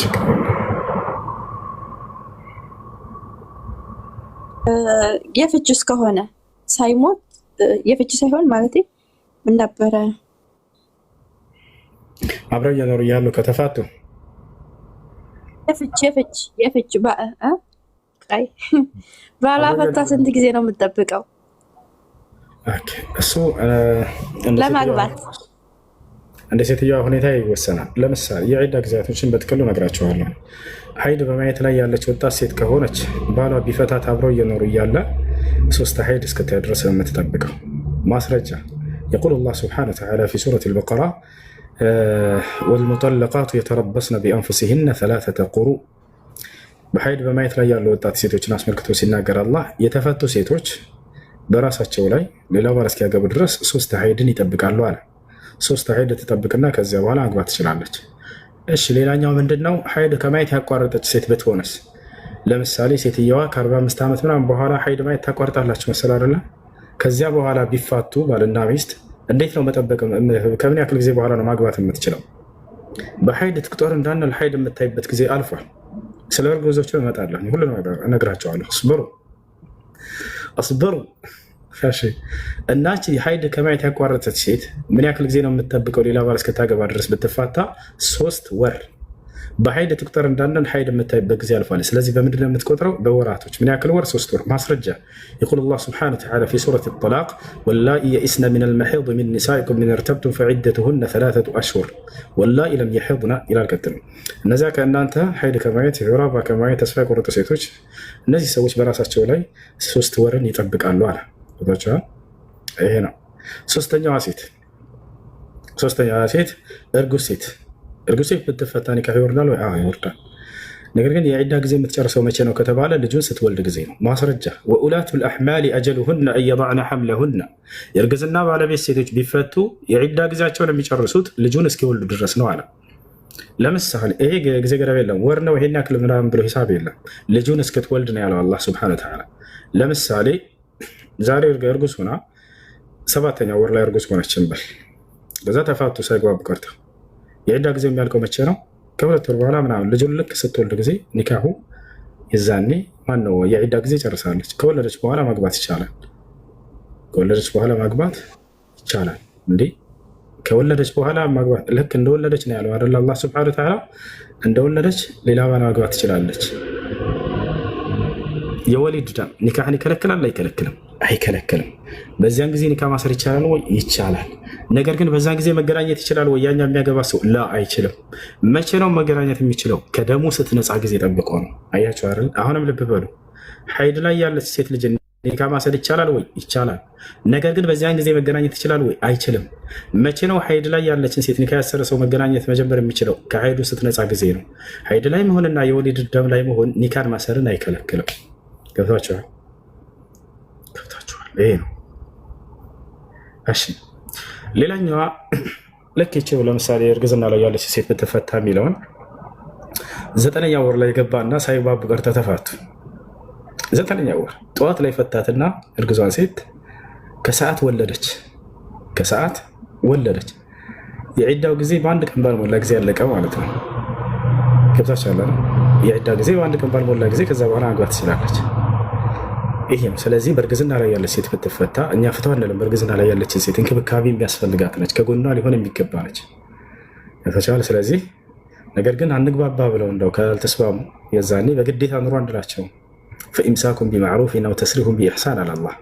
ከቻላቸው ሴቶችን በመልካም አስተዳድሯቸው፣ ካልቻላቸው ደግሞ በሰላም ተለዩዋቸው ብሏል። ስለዚህ የዛኔ ከተፋቱ የዕዳው ጊዜ የሚያልቀው መቼ ነው? ልጁ ስትወልድ ጊዜ ነው። ሌላኛው የሴት አይነት ምንድን ነች? ተክለ ሰውነቷ ደርሷል። ገብታችኋል አይደል? ተክለ ሰውነቷ ደረሰ። ገብታችኋል? ይቺ ሴት ግን ሀይድ ማየት አልጀመረችም። ገና ዘገየባት ሀይዷ። ለማግባት አካሏ ብቁ ሆኖ ፈቃደኛ ሆኖ አገባች ይች ልጅን ባል። ነገር ግን ሀይድ ማየት ዘግይቶባታል፣ አልጀመረችም። ይች ልጅ ፈቃደኛ ሆና አግብታ ተክለ ሰውነቷ ደርሶች ልጅ አግብታ ሀይድ ሳይመጣላት ቀርቶ ይች ሴት በዚህ ሁኔታ እያለች ብትፈታ ከባሏ ጋር እየኖረች የዒዳ ጊዜዋ ምን ያክል ነው ከተባለ በሀይድ ቁጥር እንዳንል ሀይድ ማየት ግን አልጀመረችም። ስለዚህ የምትቆጥረው በምንድን ነው? ልክ እንደ ትልቋ ሴትዮ በወራት ስንት ወር? 3 ወር። ማስረጃ የቁሉ ስብሓነሁ ወተዓላ ፊ ሱረት ጠላቅ ወላኢ የኢስነ ሚን አልመሒድ ሚን ኒሳኢኩም ኢን ኢርተብቱም ፈዒደቱሁነ 3 አሽሁር ወላኢ ለም የሒድና። እንዲሁም እነዛ ሀይድ ማየት ያልጀመሩ ሴቶች አለ ታች አለ አይደለ? ይህን ሀይድ ማየት ያልጀመሩ ሰዎች የሚለውን ምን አሉ? ቅዱሳኖች መጥተው ሀይድ አልጀመረች ከተባለ ህፃን ልጅን ማለት ነው አሉ። ህፃን ልጅን ማለት ነው አግብ እያለ ነው ማለት ነው ቁርአን አሉ። ላ ሀይድ ማየት ያልጀመረች ነው ያለው። ሀይድ ማየት ያልጀመረች ነው ያለው። አያቸው አለ። ይሄን ይዙና ሀይድ ማየት ያልጀመረችን ሴት አግቡ ይላል እስልምና ይላሉ። ላ እንደዛ ይላል። ሀይድ ማየት ያልጀመረች አግባ ይላል። አንደኛ ጋብቻ በኢስላም ፈቃድ ነው። አይን ያላገባም ካለች ሴት ልጅ ዝሙት እስካልሰራ ድረስ የትንሳኤ ለምን አላገባሽም ብሎ አላህ አይቀጣትም። አይ በዚህ ዓመት ያግቡ ብሎ አላህ ሱብሓነሁ ወተዓላ አስቀምጠዋል ወይ? እድሜን ላላስቀመጠም ከፈለገች በ50 ዓመት ማግባት ትችላለች። አላህ ሱብሓነሁ ወተዓላ በዚህ ላይ በቁርአን ላይ ሴት ልጅ በዚህ ዓመቷ ታግባ ብሎ አላስቀመጠም። ነብዩ ሰለላሁ ዐለይሂ ወሰለም ሐዲስ ላይ ሴት ልጅ በዚህ ዓመቷ ታግባ ብሎ እድሜ አላስቀመጠም። ስለዚህ አንዲት ሴት ተክለ ሰውነቷ ደርሶ ከሆነ ለማግባት ፈቃደኛ ከሆነች ሀይድ ባታ የምችል ልጅ ልታገባ ትችላለች። በዛ ጊዜ ብትፈታ ግን የዒዳውን ጊዜ አምላክ ማስቀመጥ አለበትና ያን ነው እያስቀመጠ ያለው እንጂ ትእዛዝን እዚህ ጋር በዚህ እድሜዋ ታግባ እያለ አላህ ሱብሓነሁ ወተዓላ እያስቀመጠ አይደለም ማለት ነው። ይሄ ነው። እሺ አሁን ይህን ስትሏቸው ጊዜ ህፃን ልጅ ማግባት ይቻላል ብለው ይህን አንቀጽ ነው የሚያመጡላቸው። እንዴት አድርጋቸው አፋቸውን እንደምታዘጓቸው ልንገራቸው። ጌታቸው አያው ላይ አንቀጹ ላይ ህፃን ልጅን አግቡ የሚለውን ኃይለ ቃል አሳየኝ ብሏቸው። ወፍ የለም ህፃን ልጅ ነው ከሆነ የሚላለ የለም። እነዚያ ሀይድ ማየት ያልጀመሩ ነው ያለው። ስለዚህ ህፃን ልጅ የሚለውን አምጣ የለም። እሺ ነቢያችን ሰለላሁ ዐለይሂ ወሰለም በሐዲስ ላይ ህፃን ልጅን አግቡ ብለዋል ወይ በሉት። የለም ወፍ። እንዳውም ህፃን ልጅን አታግቡ ብለው ቃል በቃል ተናግረዋል ወይ? አዎ ተናግረዋል። ነቢያችን ሰለላሁ ዐለይሂ ወሰለም ሐዲስ ላይ አቡበክር ስዲቅ ረዲየላሁ ዐንሁ እንዲሁም ዑመር ብን አልኸጣብ ልጃቸውን ፋጢማን ለትዳር ጠየቋቸው። خطب أبا بكر الصديق رضي الله عنه فاطمة فقال النبي صلى الله عليه وسلم لا إنها صغيرة وعمر كذلك فقال إنها صغيرة. أبو بكر الصديق متو أنت يا الله ملك تنيا غير جوتني دارون يالاتشو عمر متو يدارون يالاتشو لا إرسوا هسان نتشال سلازي هسان ماقبات هاي تشالن بلو النبي صلى الله عليه وسلم قال بقال تناقروا على معناتنا أيها شهر الله هسان نتشنا لقابل شاي تشالن بلو نبياتي صلى الله عليه وسلم كلك كانوا أيها شهر يعني እሺ እንቀጥላለን። ከዚያ በኋላ ወዴት ይሄዳሉ? ከዚያ በኋላ እያንዳንዱ ከቁርአን አባረራቸዋቸው። ህፃን የሚል አምጣ የለም። እሺ ከሐዲስ ህፃን የሚል አምጣ፣ አሁንም ከዛ ተባረራቸዋለሁ። የለም ከቁርአን ሐዲስ ላይ ህፃን ልጅ አግቡ የሚል። እንዳውም ሐዲስ ላይ ምን ታደርጓቸዋላችሁ? ህፃንን አታግቡ ብለዋል ብለው ይሄን ሐዲስ ተሰጣቸዋላችሁ። ከዛ ወዴት ይሸሻሉ? መጨረሻ ላይ ተፍሲር ኢብኑ ከሲር ላይ ይሏቸዋል። ተፍሲር ኢብኑ ከሲር ላይ እና ህፃን ልጅ መጨረሻ መሸሻቸው የት ነች? የመጨረሻ ፊርማታቸው ተፍሲር ኢብኑ ከሲር ነው።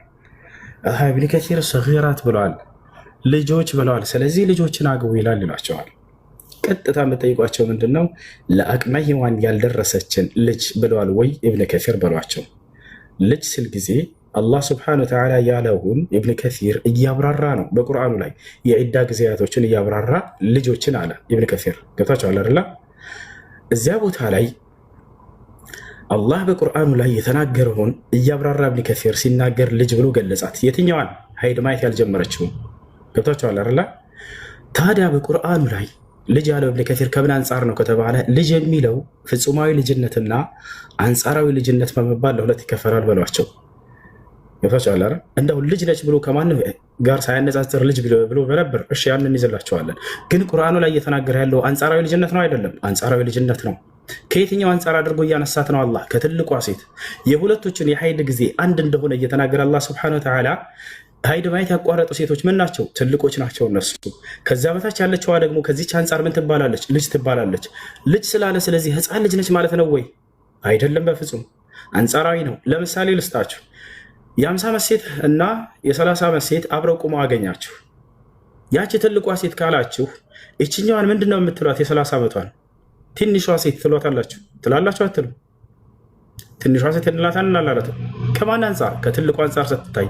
ታዲያ አላህ ስብሐነሁ ወተዓላ ትንሿ እያለ እየተናገረ ያለው ኢብኑ ከሲር ከምን አንጻር ነው? ቁርአኑ ላይ ቀጥታ ስንሄድ ከትልቁ አንጻር እያነጻጸረ ነው አላህ ስብሐነሁ ወተዓላ እርሷን ሀይድ ያላየችዋ ብሎ ሲናገር ኢብኑ ከሲር በቶ ልጇን ብሎ የተናገረ። ተረዳችሁ? አንጻራዊ አድርጎ እየተናገረ ነው። ሀይድ ሀይድ ያቋረጠባት ሴት አለና ሀይድ ያልጀመሩ ሴቶች የዒዳ ጊዜያቸው 2-3 ወር ነው አለ። ከዚያ ኢብኑ ከሲር ልጇ ብሎ ተናገረች። እኛዋን ልጅ ብሎ ገለጻት። ከየትኛው አንጻር? ከምን አንጻር ከተባለ አንጻራዊ ልጅነት ነው። ከትልቋ ሴት አንጻር ስትታይ ይችኛዋ ሀይድ ያላየችው ልጅ ነች? አዎ ልጅ ነች። በተሻለ አረላ አንጻራዊ ልጅነት ነው። የ50 ዓመት ሴትና የ30 ዓመት ሴት አብረው ቢቆሙ እቺ ትልቋ ሴት ከተባለ የ30 ዓመቷን ምንድን ነው የምንላት? ትንሿ ልጅ እንላታለን። هذا ما قال ابن كثير رحمه الله تعالى።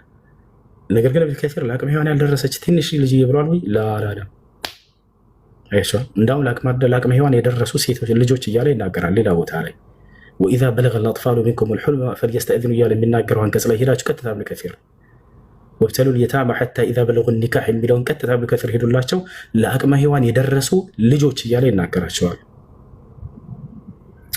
ይህን ይመስላል ማለት ነው። ሌላ የዒዳ ጊዜ ዒዳ ብሎ ማለት አንዲት ሴት ባሏ ከፈታባት በኋላ ሌላ ባል እስክታገባ ድረስ የምትቆይበት የቆይታ ጊዜ ክፍተቱ የዒዳ ጊዜ ይባላል። ስለዚያ ነው እያወራን ያለ ነው። ሌላኛው ዒዳቸው አንድ አይነት ስለሆነ ነው። የትልቋና ይችኛዋ ደግሞ አንጻራዊ አድርጎ ያነሳት የትንሿ ማለት ነው። ሀይድ ማየት ያልጀመሩ እያለ አላህ እየተናገረ ያለው ያችን ነው ኢብኑ ከሲር ልጅ እያለ ያለው። ከየትኛው አንጻር ከተባለ ከትልቁ አንጻር አንጻራዊ አድርጎ ስላነሳት ነው አላህ። ከዚህ አንጻር ስትታይ እሷ ትንሽ ነች። እሺ ሌላ የዒዳ ጊዜ ምን አይነት ሴት ናቸው? ለምሳሌ አንድ ሰው የሆነችን ሴት አገባ። አንድም ቀን ሳይገናኙ ይሄ ሰውዬ ፈታት። ገብታችኋል አይደል? አንድም ቀን ሳይገናኙ ይሄ ሰውዬ ፈታት። በዚች ሴት ላይ የዒዳ ጊዜ አለባት የለባትም? ለምሳሌ ዘለቀ ሸጊቱን ኒካህ ሰራትና አንድም ቀን ሳይገናኙ በቃ ይሄን ትዳር አልፈልግም አለ። ከዛ በኋላ ፈታት። በዚህ ሴት ላይ የዒዳ ጊዜ አለባት? ያ ማለት ሌላ ባል እስክታገባ ድረስ የምትቆየው ቆይታ አለባት? ላ የለባትም። አያችሁት አይደል?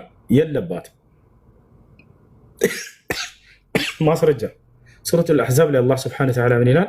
ያ አዩሃ አለዚነ አመኑ ኢዛ ነከሕቱሙል ሙእሚናት ثم طلقتموهن من قبل أن تمسوهن فما لكم عليهن من عدة تعتدونها فمتعوهن وسرحوهن سراحا جميلا ይላል። እናንተ ያመናችሁ ሰዎች ሆይ ምእመናት ሴቶችን አግብታችኋቸው ወይንም ኒካህ ስራችኋቸው አንዲትም ቀን ሳትገናኟቸው ብትፈቷቸው በእነርሱ ላይ የምትቆጥሩባቸው የዒዳ ጊዜ የላችሁም ማለት አየህ። ስለዚህ ወዳው ማግባት ትችላለች። አንድም ቀን ሳይገናኙ በአየር ላይ ያለ ኒካህ ቢፈታ ሰውየው ዘለቀ ሸጊቱን ኒካህ ሰረላትና ከዚያ በኋላ በቃ እኔ ይሄን ትዳር አልፈልገውም ብሎ ፈታት። በፈታባት በሚቀጥለው ቀን ማግባት ትችላለች። ይቅርታ የሚቀጥለው ቀን ረዘም አንድ ቀን ሁላ ይቅርታ ወዳው እዚህ እንደፈታት ከግድግዳው በስተጀርባ ዞር ብላ ከበደን ማግባት ትችላለች። እንዳውም እስከዛ እስክትር ድረስ ይረዝማል። ከአንድ ሰከንድ በኋላ መግባት ትችላለች። ፈትቼሻለሁ ባለባት ጊዜ በኋላ የዒዳ ጊዜ የምትቆጥረው ስለሌለባት በእርሷ ላይ ይሄ ነው። እነዚህ ሁሉ የዒዳ ጊዜያቶች ናቸው። ዒዳ ብሎ ማለት አንድ ባል ሚስቱን ከፈታት በኋላ ወይም ባሏ ከሞተባት በኋላ ሌላ ባል እስክታገባ ድረስ የምትቆየው የቆይታ ጊዜ የዒዳ ጊዜ ይባላል ማለት ነው። እነዚህ ናቸው። በዒዳ ጊዜ ባል ሚስቱን ሶስትንም ኒካህ እስካልጨረሰ ድረስ አብረው እየኖሩበት ያለ ኒካህ ከሆነ ሶስትንም ኒካህ እስካልጨረሰ ድረስ ረጃቱ መልሻለሁ የማለት ሐቅ የባል ነው። እሺ ሶስቱ ሀይድ ካለቀ በኋላ ደግሞ የሚስት ሐቅ ነው። ባይ አልፈልግም አልመለስም ብላ ሌላ ባል ሄዳ ማግባት መብት አላት። ሶስቱ ሀይድ እስኪያልቅ የእርሱ ሐቅ ነው። ከሶስቱ ሀይድ በኋላ ደግሞ ከዒዳ ጊዜ በኋላ የማን ሐቅ ነው? የእርሱ ሐቅ ነው። ከዚያ በኋላ እሺ በዒዳ ጊዜ የእርሱ ሐቅ ነው ከተባለ መመለስ ከፈለገች ሴት መመለስ ካልፈለገች ተገዳ ትመለሳለች ወይ? ላ አይ እኔ ከአንተ ጋር ልቀጥል የማያስችለኝ የሆነ ችግር አለ፣ ስለዚህ ረጃዕቱ መልሻለሁኝ ያልከውን አልቀበልም፣ ደግማ ፍታኝ ብላ የመጠየቅ ሐቅ አላት። እምቢ ካለስ ሸሪዓ ፍርድ ቤት ሄዳ ፈስኽ ማስደረግ የማስወረድ ሐቅ አላት።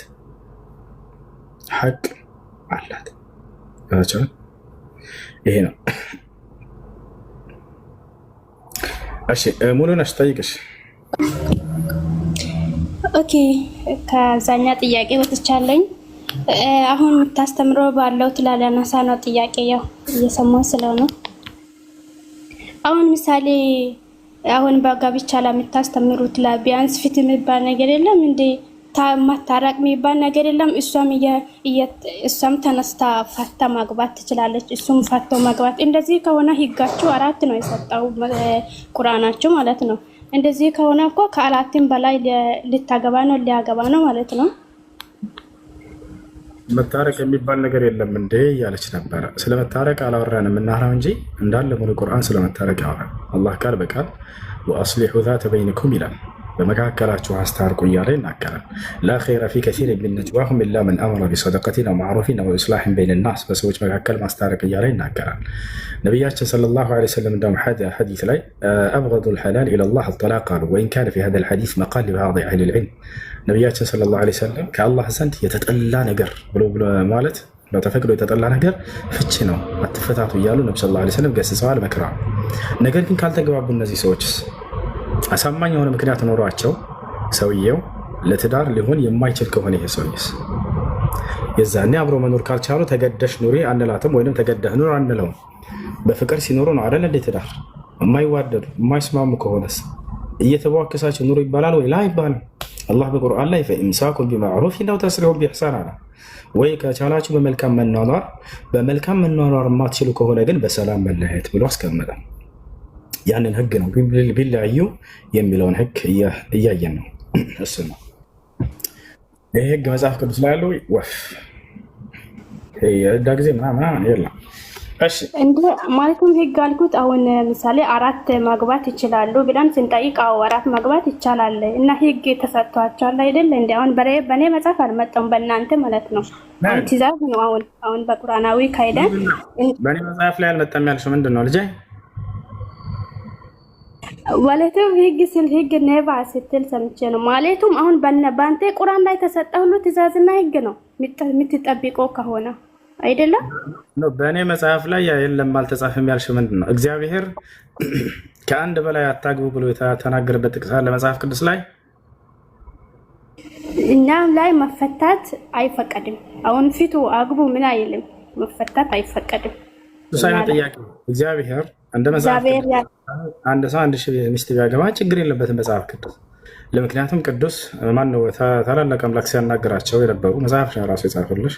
እነ ሰለሞን ምናምን 1000 ሚስት ነበሩ አይደለ? 700 ሚስቶች 300 ቁባቶች። እግዚአብሔር አንዲት ቦታ ላይ ለምን እነዚህን ሁሉ አገባህ ብሎ ገስጾታል? ተቆጥቶታል? እሱ የብሉ ኪዳን ጊዜ ነው። እሱን ሳይሆን አሁን እኛ ትእዛዙ ምንድነው? ከአንድ ለአንድ ነው። 4 አግቡ 3 አግቡ ፊቱ አግቡ የሚልበት የለም። አንድ ለአንድ ነው የሚፈቀድበት። ከአንድ በላይ አታግቡ ብሎ የከለከለበት አለ ወይ ነው አሁን ጥያቄ? አዲስ ኪዳን ዝሙት ነው የሚሆነው። ከአንድ ይሄ በላይ ዝሙት አግቡ ይባላል። ተብሎ እኮ የቱ ጋር ነው? ከአንድ በላይ ማግባት ዝሙት ነው የሚለው ጥቅስ የቱ ጋር ነው ያለው? አዎ ዝሙት ነው። አስረዳ። አሁን ያገባው ወንድ ያገባችን ሴት ቢያገባ ያላገባው ወንድ ያገባችን ሴት ቢያገባ ዝሙት ነው። እንኳን አራት እንደተ ከአንድ በላይ ማግባት ዝሙት ነው የሚል ጥቅስ መጽሐፍ ቅዱስ ላይ ማስረጃ? አዎ ዝሙት ነው ማስረጃ። እኔ ስሜ ማስረጃ ይባላል። ሌላኛው ስሜ ትክክለኛ ስሜ ይሁት ነው። እሱ በጣም ይቅርታ፣ አንድ አውርቼ ልውረድ። ያላለሽ አንድ አውርቼ ልውረድ። እሺ እሺ እኔ በውስጥ ስልክ ካለኝ ስጠኝ እንድታወራኝ። አንድ ጓደኛዬ ቁርአን ሰጣኝ በአማርኛ፣ ግን ያው ብቻዬን ደግሞ አይሆንም። አንተ ካገዝከኝ መልካም ይሆናል ብዬ ነው። እና አሁን ስራ ልገባ ስለሆነ እኔ ጋር ጠዋት ነው። እሺ በምን ላገኝ እችላለሁ? ችግር የለም። አንደኛ ፎሎ አድርገኝ። እሺ ፎሎ አድርገሽኛል? እኔም ፎሎ አድርጌሻለሁኝ። በዋናነት እዚህ እየመጣሽ ሁሌ ሳስተምር ተከታታይ። እሺ ጥያቄዎች ካሉ ስደርሽ ያለትን ጠይቀኝ። አንብቢ ቁርአንን የተሰጠሽውን። በዚያ ላይ ጥያቄዎች ምናምን ካሉሽ ጠይቅ፣ ችግር የለም። በዚህ መጠየቅ ደግሞ እፈራለሁ ምናምን የምትይ ከሆነ ችግር የለውም። ደስ ባለሽ ቦታ መጠየቅ ትችላለሽ። ሶስት ጥያቄዎችን አስቀምጫቸው። አንዴ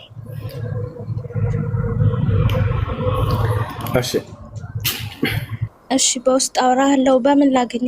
ችግር የለም ማለቴ ስልክ ቁጥር አለ ባዩ ላይ ምናምን ዋትስአፕ ላውራ? ችግር የለም። እሺ አይ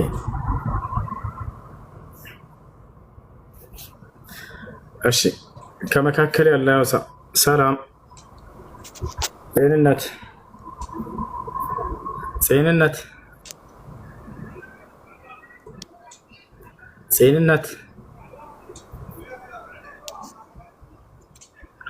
እሺ ሙሉ ነሽ? እሺ በቃ አመሰግናለሁ። እሺ በውስጥ አወራለሁ ኢንቦክስ ላይ። እሺ መርሐባ። ሙሉ ነሽ አለሽ? አለ ከሴትዮዋ ጋር ስላለው ከሌሎች ጋር አወሪና መጣው ነው። ስለ ረጃዕቱ ያልከው እንደገማ ይላል። በዒዳ ጊዜ ረጃዕቱ ብሎ መመለስ የባል ሐቅ ነው።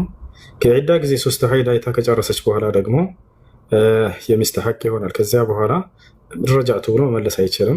እሷ ከተስማማች እንዳደስ ኒካ በማሰር ነው የሚመልሰው። የእሷ ሐቅ ነው። ከዚያ በኋላ ይህን ያለው ነገር ወንድም።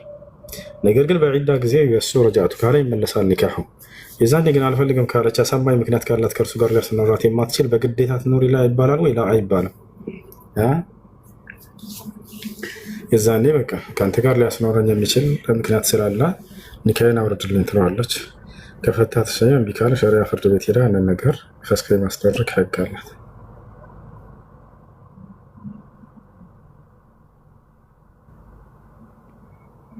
እሺ ቅድም እያለች ጠይቁ ስነግራቸው ነበር አይደለ? ምን ስላቸው ነበር? ነቢ ሰለላሁ ዐለይሂ ወሰለም እንደው መሀል የሆነችን ሴት ታግቡ እያሉ ሐራም ነው እያሉ እየከለከሉ አይደለም ስላቸው ነበር። የኔ ብቻ ሳይሆን የዑለሞችን ንግግር ልስጣችሁ። ምን ይላል? አተርጊቡ ፊ ኒካህ አልወሉድ፣ ወላድ የሆነችን ሴት ሰዎች እንዲያገቡ ማነሳሳቱ ላ ያኒ አናህይ አን ተዘውጅ ልዓቅር፣ መሀን የሆነችን ሴት ከማግባት መከልከል ማለት አይደለም። ቦታቸዋል ነቢያችን ሰለላሁ ዐለይሂ ወሰለም እዚያ ቦታ ላይ አንጻራዊ አድርጎ ሰውየው ስለጠየቃቸው ነው። ቦታቸዋል ወላድ የሆነች ምን አግባ እያሉ ነቢ ሰለላሁ ዐለይሂ ወሰለም እንጂ መሀን የሆነችን ሴት ማግባት እርም ነው ሐራም ነው እያሉ እየከለከሏቸው አይደለም ማለት ነው።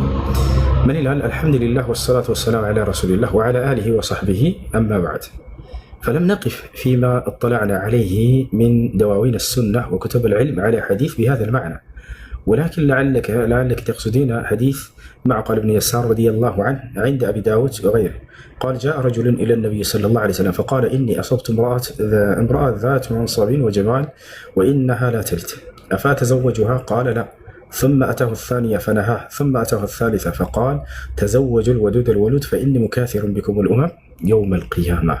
الألباني حديث صحيح، وهذا مما أرشد إليه النبي صلى الله عليه وسلم أمته.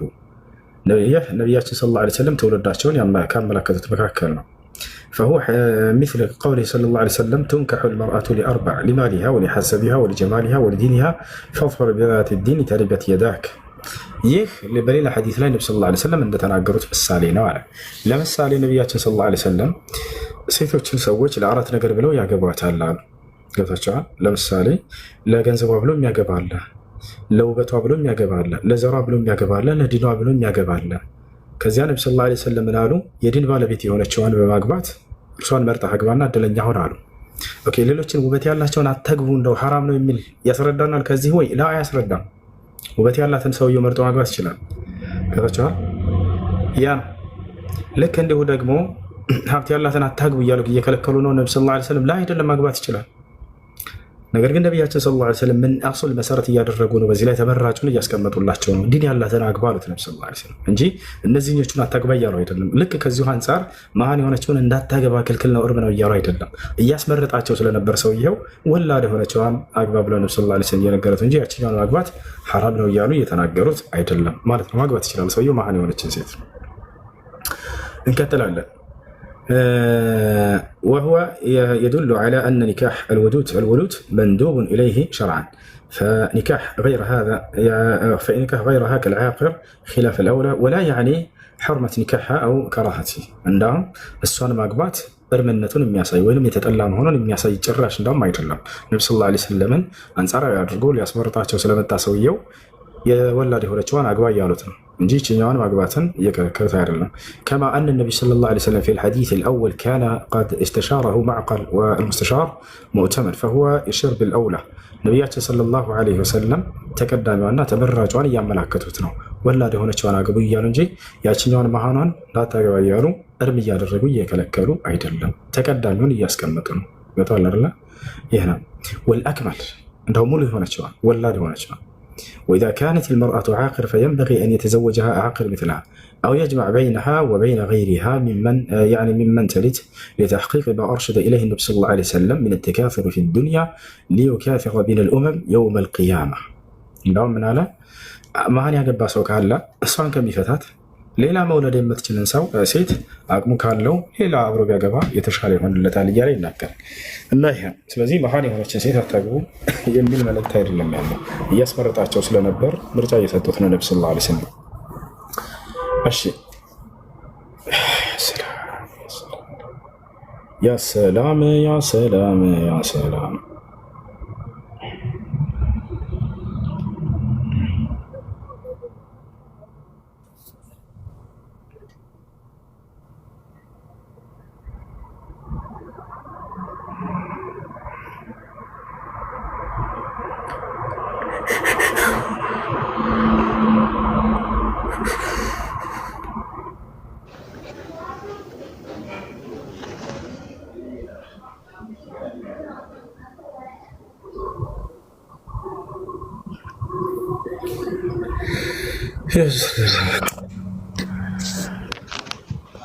ሰላም አለይኩም። ወአለይኩም ሰላም።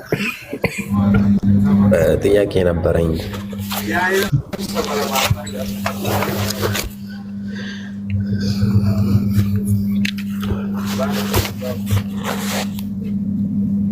ልጠይቅ ወንሶ ይሰማል? ይሰማል።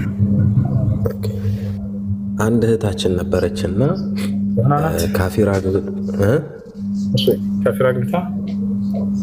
እና ካፊር አግብታ ልጆች ወልዳ እየኖረች ነው። እና አባታችን ከእሷ ጋር ንግግር ምናምን የለውም፣ በቃ ልጅ አይደለሽም ብሎ ትቷታል ማለት ነው። እና እኛ ደግሞ ወንድሞቿ ያው ልክ እንደ በፊቱ እንቀርባታለን፣ ቤቷ እንሄዳለን ምናምን። ያ ነገር እንዴት ነው እኛም እንደ አባታችን ከእሷ ጋር ግንኙነታችንን ማቆም አለብን ለማለት ፈልጌ ነው። ጥያቄ በመጀመሪያ ከጥያቄው ስህተት አለው። ስህተቱ ምንድን ነው ከተባለ ካፊር አግብታ አይባልም፣ ጋብቻ አይባልም። ከካፊር ጋር ያደረገችው ህይወት ዝሙት ነው የሚባለው። እያንዳንዱ ከዚያ ሰው ጋር ያደረጋቻቸው ግንኙነቶች ሁሉ ከአላህ ዘንድ እንደ ዝሙት ተጽፈው።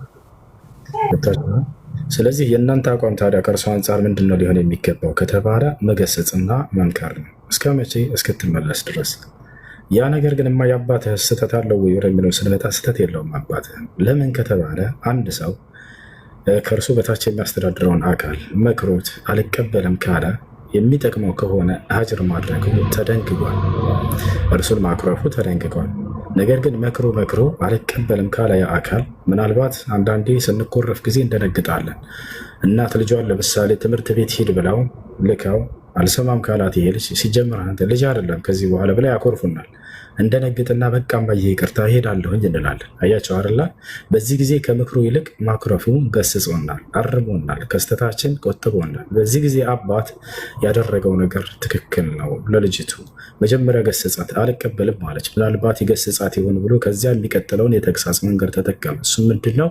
ሀጅር ነው። ይህን መንገድ አላህ አመላክቷል በቁርአን። አዎ የቁሉ ሱብሓነሁ ወተዓላ الرجال قوامون على النساء بما فضل الله بعضهم على بعض وبما أنفقوا من أموالهم فالصالحات قانتات حافظات للغيب بما حفظ الله واللاتي تخافون نشوزهن فعظوهن كزياس واهجروهن إهن أباتي تكتلوا ما خالف الكتاب والسنة الناس لزي أهون إن أنت مكرات قصصوا تشل الله شو إن أنت قصصوا تسكن كرشوا مكرات شو مثلا زي بتكلم بزاف بس مرحبا الشام زين دوس مرحبا እሺ ፋሩቅ አዲስ ቪዲዮ ለቅቄያለሁ እያለ ነው። ከታች ያለው ልጅ ፎሎ አድርጉት። እሺ ፋሩቅ በጣም ጎበዝ ልጅ ነው። በጣም ነው የምወደው ፋሩቅ። እወድሃለሁ። እሺ እኔ ለሕብከ ፊልም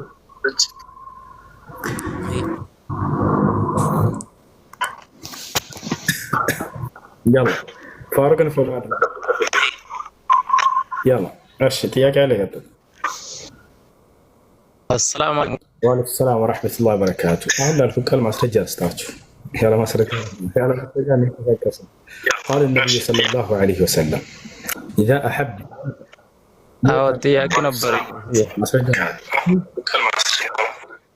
قال النبي صلى الله عليه وسلم إذا أحب أحدكم أخاه فليخبره بأنه يحبه. نبينا صلى الله عليه وسلم قالوا عندك هو عندهم كوددوا عندهم يودوا ينقروا عليه.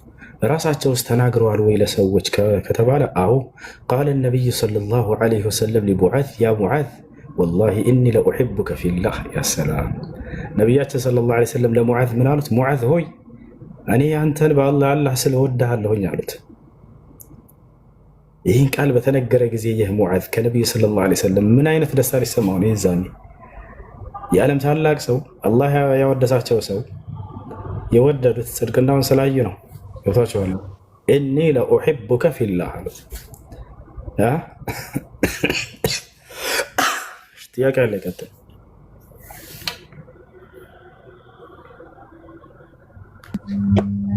السلام عليكم. وعليكم السلام ورحمة الله وبركاته.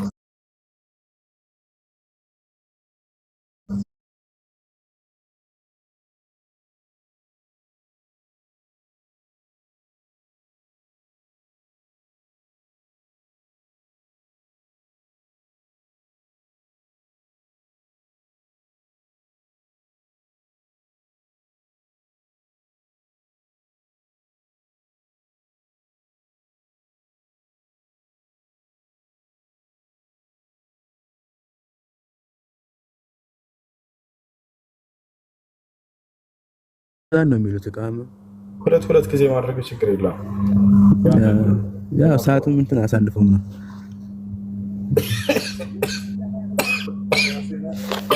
ሰዓቱን ያሳልፋሉ ነው ያልከው? ችግር ያ አሁን 10 ሰዓት ከምናምን ተኩል ከምናምን አካባቢ ነው የሚሉት። የኢሻ ሶላት ዙሁርም እንደዛው ነው። ወንድም ሰዓቱን አስርና ዙሁር እሺ ሰዓቱን ጠብቀው የሚሰግዱ ማለት ሰዓቱን የሚያሳልፉ ከሆነ ሌላ መስጂድ ስገድ ሰዓቱን ጠብቀው የሚሰግዱ ካልሆነ እሺ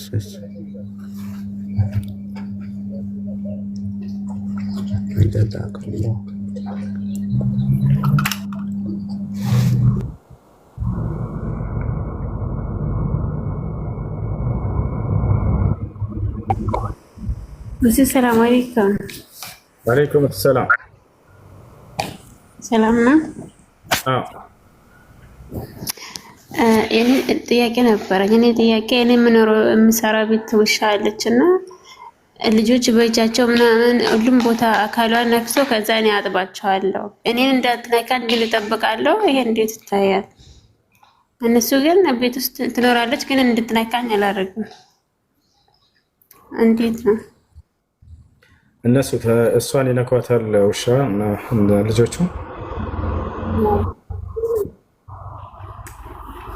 እነሱ ምንም አይጠብቁም፣ ግን እኔን እንዳትነካኝ ይጠብቃለሁ ከኔ። ግን እሱ ነክቶ እኔ እነካለሁ። እነሱ የነኩትን እቃም እነካለሁ እኔ በእጄ። ውሻ የነካችን እቃ። እሺ የውሻ ልጋግ ወይንም ለሃጩ ይነጅሳል። ነቢያችን ሰለላሁ ዐለይሂ ወሰለም ቃል በቃል ሐዲስ ላይ ምን አሉ? ኢዛ ወለገ አልከልቡ ፊ ኢናኢ አሐዲኩም ፈግሲሉሁ ሰብዐን አወለሁነ ቢቱራብ ወአኺሩሃ ቢልማ። ውሻ በሆነ እቃ ላይ ልጋጉን ወይንም ለሃጩን ቢያስነካባችሁ 7 ጊዜ ተዉት። የመጀመሪያውን አንዱን በአፈር 6 ደግሞ በውሃ ብለው ተናገሩ።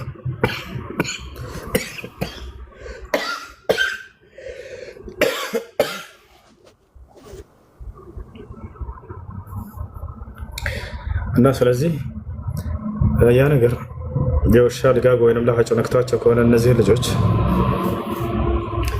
እርጥበቱ እያለ መጥተው አንቺን ቢያስነኩሽ የዛኔ ነው ያንን አንቺ የነካብሽን ቦታ 7 ጊዜ ማጠብ ያለብሽ።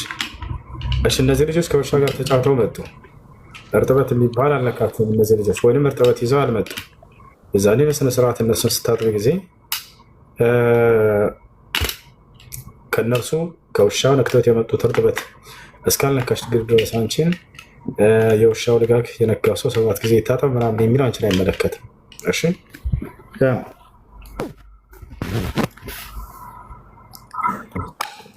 እሺ አመሰግናለሁ።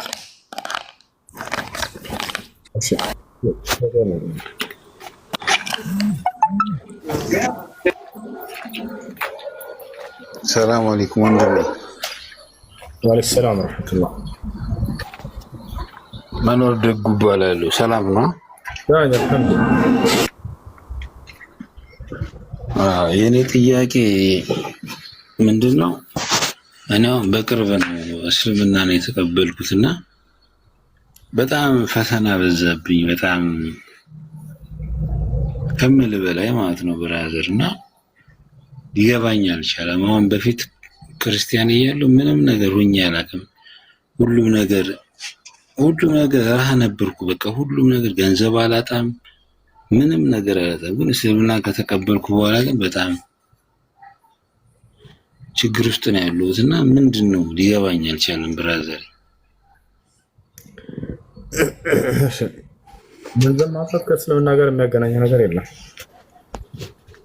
ሰውዬው ካለው ያንን ስራውን መቀጠል ነው። በዛው እየሰራ ይቀጥላል። እሺ ከዛ ጋር የሚያገናኘው ነገር ስራ አቋርጠል ከሆነ ያንን ስራ መቀጠል እና መስራት በርታችሁ መስራት። በነቢዩ ሰለላሁ ዐለይሂ ወሰለም ሰዎች ስትል ምን አይነት ስራ ብራዘር? ስራ ስትል አልገባኝም። ገንዘብ የሚያስገኝ የሆነ ስራ፣ ገንዘብ ማውጣት ከሆነ ገንዘብ እንድታገኝ ዘንድ ስራ መስራት። ነቢያችን ሰለላሁ ዐለይሂ ወሰለም የገንዘብ ችግር የለብኝም፣ ሰላም ነው ያጣሁት። ሁሉም ነገር በቃ ሁሉም ነገሬ በቃ ገንዘብ አገኛለሁ፣ ገንዘብ ይጠፋል፣ ሰላም ምንም ነገር በቃ ሁሉም እንጂ ገንዘብ አይቸግረኝም፣ አይረበኝም፣ አይጠማኝም። እሺ ቅድም ገንዘብ አጣለሁ እያልክ ነበር እኮ እንደገና ገንዘብ አላጣም አልከን። መኖር እኮ የያዝኩት ነዋ። አጣለሁ ስለ አሁን ዛሬ አለኝ፣ ነገ ደግሞ የለኝም፣ ነገም አለኝ፣ ዛሬም እንደዛ ነው። እሱ ከስራ አንጻር ነው፣ መስራት ነው ሰውየው ያለበት።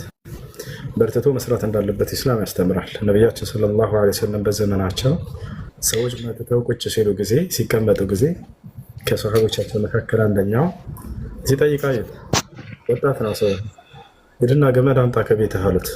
ገመድ ይዞ መጣ። ሂድና ወደዚያ ተራራ ሄዳ እንጨት ቆረጥ አድርገህ ገበያ ላይ ሽጥና ህይወትህን ምራ አሉት። ይህ ነው ዛሬ የምንመክራቸው። ሰውየው በስራ ላይ መሰማራት አለበት። ነቢያቶች ሰርተው የሚተዳደሩ ነበሩ። ዘከሪያ ዓለይሂ ሰላም አናጺ ነበር። ነቢ ሰለላሁ ዐለይሂ ወሰለም ሐዲስ ላይ ወካነ ዘከሪያ ነጃረን አሉ። ዘከሪያ አናጺ ነበረ ብለው ተናገሩ። ነቢያቶች ዝቅ ብለው ይሰሩ ነበር። ፍየል ይጠብቁ ነበር ነቢያቶች። ማስረጃ ቃለ ነቢ ሰለላሁ ዐለይሂ ወሰለም ማ ሚን ነቢይን ኢላ ወቀድ ረዓ አልገነም ወላ አንተ ያ ረሱለላህ ቃለ ወላ አነ ኩንቱ አርዓሃ ሊአህሊ መካ ቢቀራሪት። ነቢያችን ሰለላሁ ዐለይሂ ወሰለም ምን አሉ?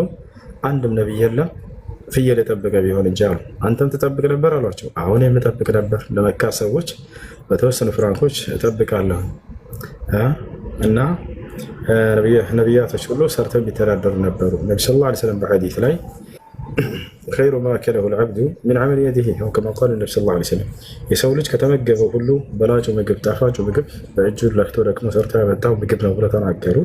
ስለዚህ መስራትን እናበረታታለን። ገንዘቡ አልበረክትለት ያለ ሰው ወይም በረካ አላገኝለት ያለ ሰው እዚያ ላይ ምጽዋት ማድረግ ለድሃዎች፣ በተለይ ሰርታችሁ ከሆነ ለድሃዎች ማየት ከበታቻቸው ያለውን ዝቅ ብላችሁ ስታዩ ጊዜ አላህ ለእናንተ ይጨምርላችኋል። ነቢያችን ሰለላሁ ዐለይሂ ወሰለም ሐዲስ ላይ እርሐሙ መን ፊል አርድ የርሐምኩም መን ፊስ ሰማእ አሉ። በምድር ላሉት እዘኑ በሰማይ ያለው ያዝንላቸዋል እያሉ ተናገሩ። ለሌሎች ባዘንክና ለሰጠ ቁጥር በድሃዎች አላህ አንተንም በጸጋ ይመለከታል እና ይህን ነገር አድርግ። እሺ ወንድም ይኸውልህ አንዴ አዳምጠኝ፣ አንዴ ከይቅርታ ጋር አዳምጠኝ። አሁን ከዚህ በታች አንተ ስትናገር ኮሜንት እየሰማሁ እያዳመጥኩም እያነበብኩ ነበርና የተለያየ ነገር የሚናገሩት ማለት እኔ አልዋሽህም፣ ሰለም ያለው አልሰግድም። የማልሰግድበት ምክንያት ምንድነው? የሰለመኝ ሰው ላገኘው አልቻልኩም። እውነት ግልጽ ነው የምናገረው ብራዘር። እና ከታች ባንዳ ነው ሰላይ ነው ውሸቱን ነው ምናምን የምትሉ ሰዎች ግን አላህ ለእናንተ የስራቸውን ይስጣቸው፣ ችግር የለውም፣ ኖርማል ነው። ግን እንደዛ አይባልም። በቃ እኔ ግልጽ ነው የምነግርህ፣ ሰለም ያለው አልሰገድኩም፣ የማውቀው ነገር የለም። በቃ አሁን ግን እማምነው ግን ባላህ ነው። ምንም ወደዛ ወደዚህ የሚልበት ነገር የለም። ግን አይባልም ከታች የምትጽፉ ሰዎች ማለት ነው። እሱ ወንድም እኔ ገንዘብ እርዱኝ፣ ቆይ አዳምጠኝ። ገንዘብ እርዱኝ አላልኩም፣ ይሄን አድርጉልኝ አላልኩም፣ ይሄን ስጡኝ አላልኩም። በቃ ጥያቄ ነው የጠየቁት። ለጥያቄ ደግሞ አንተ ማብራሪያ እየሰጠህ ነኝ ያለው እንጂ አሁን ከታች እንደዚህ ነው ውሸታም ነህ ባናት ተከል አይባልም። ሜቢ የምትጽፉ ሰዎች አላቅም፣ ብቻ ምን አይነት ሰዎች እንደሆናቸው አላቅም። እሺ አሁን ይቅር በላቸው። እሺ ሰዎች ባለማወቅ ሊናገሩ ይችላሉ። እኔ ልጨርስ ብዬ እንጂ ልገስጻቸው ነበር። ነቢያችን ሰለላሁ ዐለይሂ ወሰለም በዘመናቸው ሰሓቦች የሆነ ቦታ ወጣ ብለው የእርሳቸው ሰሓቦች የሆነ ቦታ ወጥተው ሳሉ የሆነ አካል ከጠላት መካከል አንድ ጠላት ከሃዲ መንገድ ላይ ያገኙና የእርሳቸው ሰሓቦች ጓደኞቻቸው ወደ እርሱ ልክ ሲጠጉ ጊዜ ባለጸጋ ሰው ነበረ እና ከሚዋጋቸው ከጠላቶች መካከል ግሩፕ የሆነ ሰው ነበር። ያ መንገድ ላይ ልክ ባገኙት ጊዜ ቶሎ ቀድሞ ሻሃዳ ያዘ ሰው በራሱ አሽሀዱ አን ላ ኢላሃ ኢለላህ ወአነ ሙሐመድን ረሱሉላህ አለ። ይሄን እያለ እየሰሙት ገደሉት። እነዚህ ሰዎች ገደሉት። ለምን ከተባለ በቃ ይሄን የተናገረው ነፍሱን ራሱን ለማስጠበቅ እንጂ እኛ እንዳንገለው መስለን ፈልጎ አይደለም ብለው በውስጡ ላይ ጥርጣሬን አሳድረው እነዚህ ሰዎች ገለውታል። ከዚያ በኋላ ወደ ነቢ ሰለላሁ ዐለይሂ ወሰለም ዘንድ ይሄ ዜና ደረሰ። በደረሰ ጊዜ ነቢያችን ሰለላሁ ዐለይሂ ወሰለም እነዚህን ሰዎች ተቆጧቸው። ለምን ገደላችሁት ወንድማችሁን? አቀተልቱሙሁ ወሁወ የቁል ላኢላሃ ኢለላህ አሏቸው። እርሱ በአንደበቱ ላኢላሃ ኢለላህ እያለ ገደላችሁት ወንድማችሁን አሏቸው። ከዚያ በኋላ ሰሓቦች ምን አሉ? እነዚህ ያለ ሰዎች ምን አሉ? ያ ረሱላላህ ኢነማ ቃለሃ ሙተቂያን፣ ይህ ሰው የተናገረው ራሱን ለመጠበቅ ብሎ ነው እንጂ ከውስጡ አምኖ አይደለም ብሎ ተናገሩ። አየህ አይደለም? በዚህ ጊዜ ነቢ ሰለላሁ ዐለይሂ ወሰለም ምን አሏቸው? ለእነዚህ ሰዎች አሸፈቅቱም አን ቀልቢ አሏቸው። ልቡን ከፍታችሁ ቀዳችሁ አይታችኋልን? ከእውነት ይሁን ከውሸቱ እንዴት አይነት ታደርጋላችሁ ብሎ ገሰጻቸው። ይህ ልጅ ሰልም ያለሁ እስካለ ድረስ ከላይ ከአንደበቱ የውስጡን አላህ ሱብሓነሁ ወተዓላ ነው የሚያውቀው። በእኛ ላይ ያለብን ግዴታ ምንድን ነው? የጠየቀውን ጥያቄ መመለስ ብቻ ነው። ስለዚህ ኮሜንት ላይ የተናገራችሁት በል አሁን ይቅርታ ብላችሁ ሁላቸውም ጻፉ። እሱም ያን በሚያይ ጊዜ ይቅር ይላቸዋል፣ ትታረቃላችሁ ማለት ነው።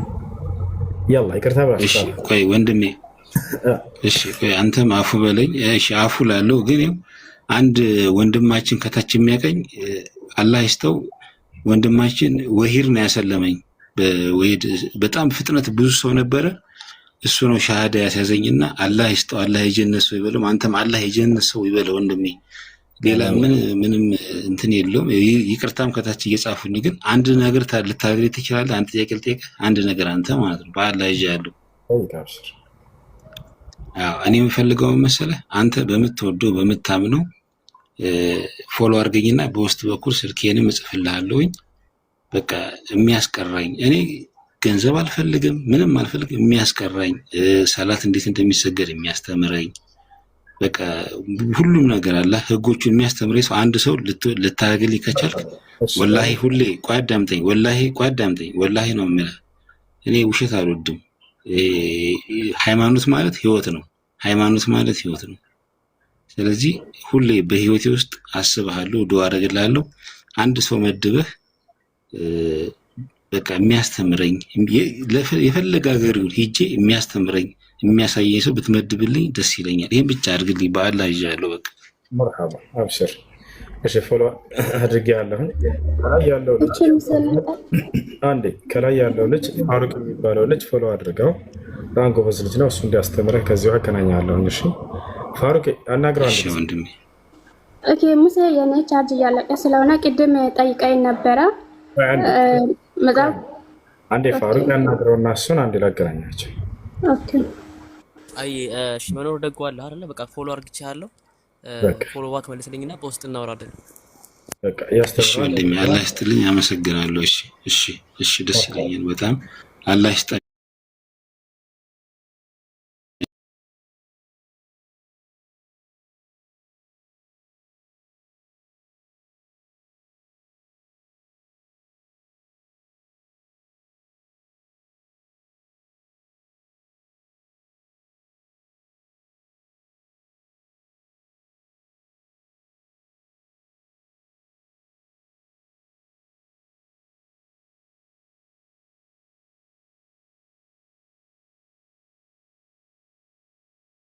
አናግራት። እሺ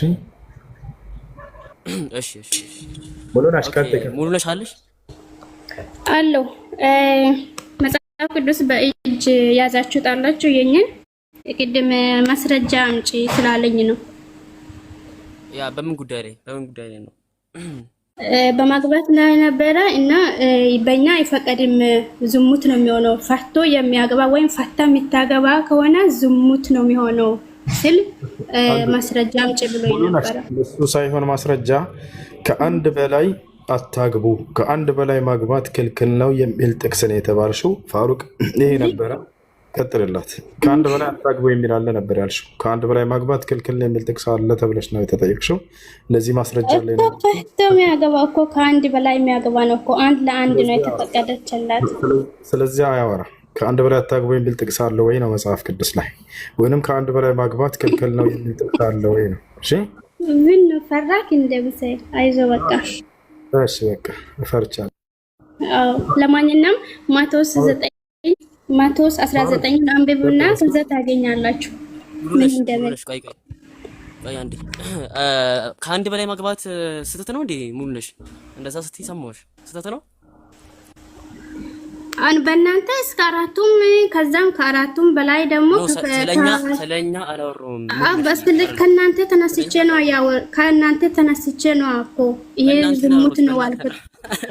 አይደለም ሙሉነሽ፣ በእናንተ ከአንድ በላይ ማግባት ዝሙት ነው አይፈቀድኝም። ከሚያገቡት ከሆነ ዝሙት ነው። ሲጀመር አንድ ለአንድ ነው እንጂ አራት አግቡ ከዛም ፍቱ አግቡ አይልም፣ አይፈቅድም። ዝሙት ነው የሚሆነው። ይሄ ዝሙት ነው። ይሄን አስጨርሳትና ከዚያ በኋላ ስለ መለኮት ጉዳይ አውሩ። እሺ ስለ ኢየሱስ ክርስቶስ አምላክና አስረዳቸው። አይባርክላህ። ሰላም አለይኩም ሰላም ወራህመቱላህ። አይ እዚህ ጋር ሀሳብን ጨርስና ከዛ በኋላ እንቀጥላለን። ሙሉነሽ ምንድነው ነጥባችን? ግን ከአንድ በላይ ማግባት ዝሙት ነው። ይሄን የሚያስራ አካል ዝሙት እያሰራን ያለው ማለት ነው። ሙሉነሽ ዝሙት ነው። አንድ ለአንድ አንድ ወንድ አንድ ሴት አንድ ወንድ ማግባት ትችላለች። ግን አሁን ሁለት ሶስት የሚታገባው ከሆነ ፈታ የሚታገባ ከሆነ ዝሙት ነው በእኔ። ኦኬ እንደዛ ከሆነ መጽሐፈ ሳሙኤል ካለ ምዕራፍ 12 ቁጥር 11 ላይ ቆይ ነው ልከተልሽ።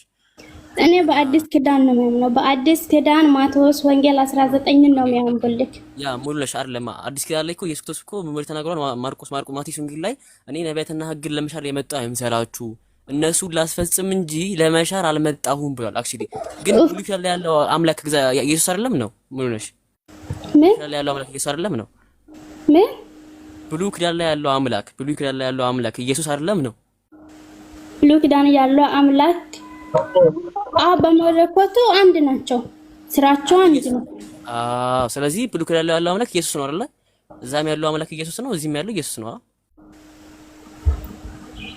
አንድ ብለን አይደለም፣ አንድ አምላክ በሶስት በኩል ገልጧል ራሱ ኢየሱስ ጋር አለበት አክቹሊ። ስለዚህ ያህን ህግ የሚያወጣው ኢየሱስም አለበት ነው አክቹሊ።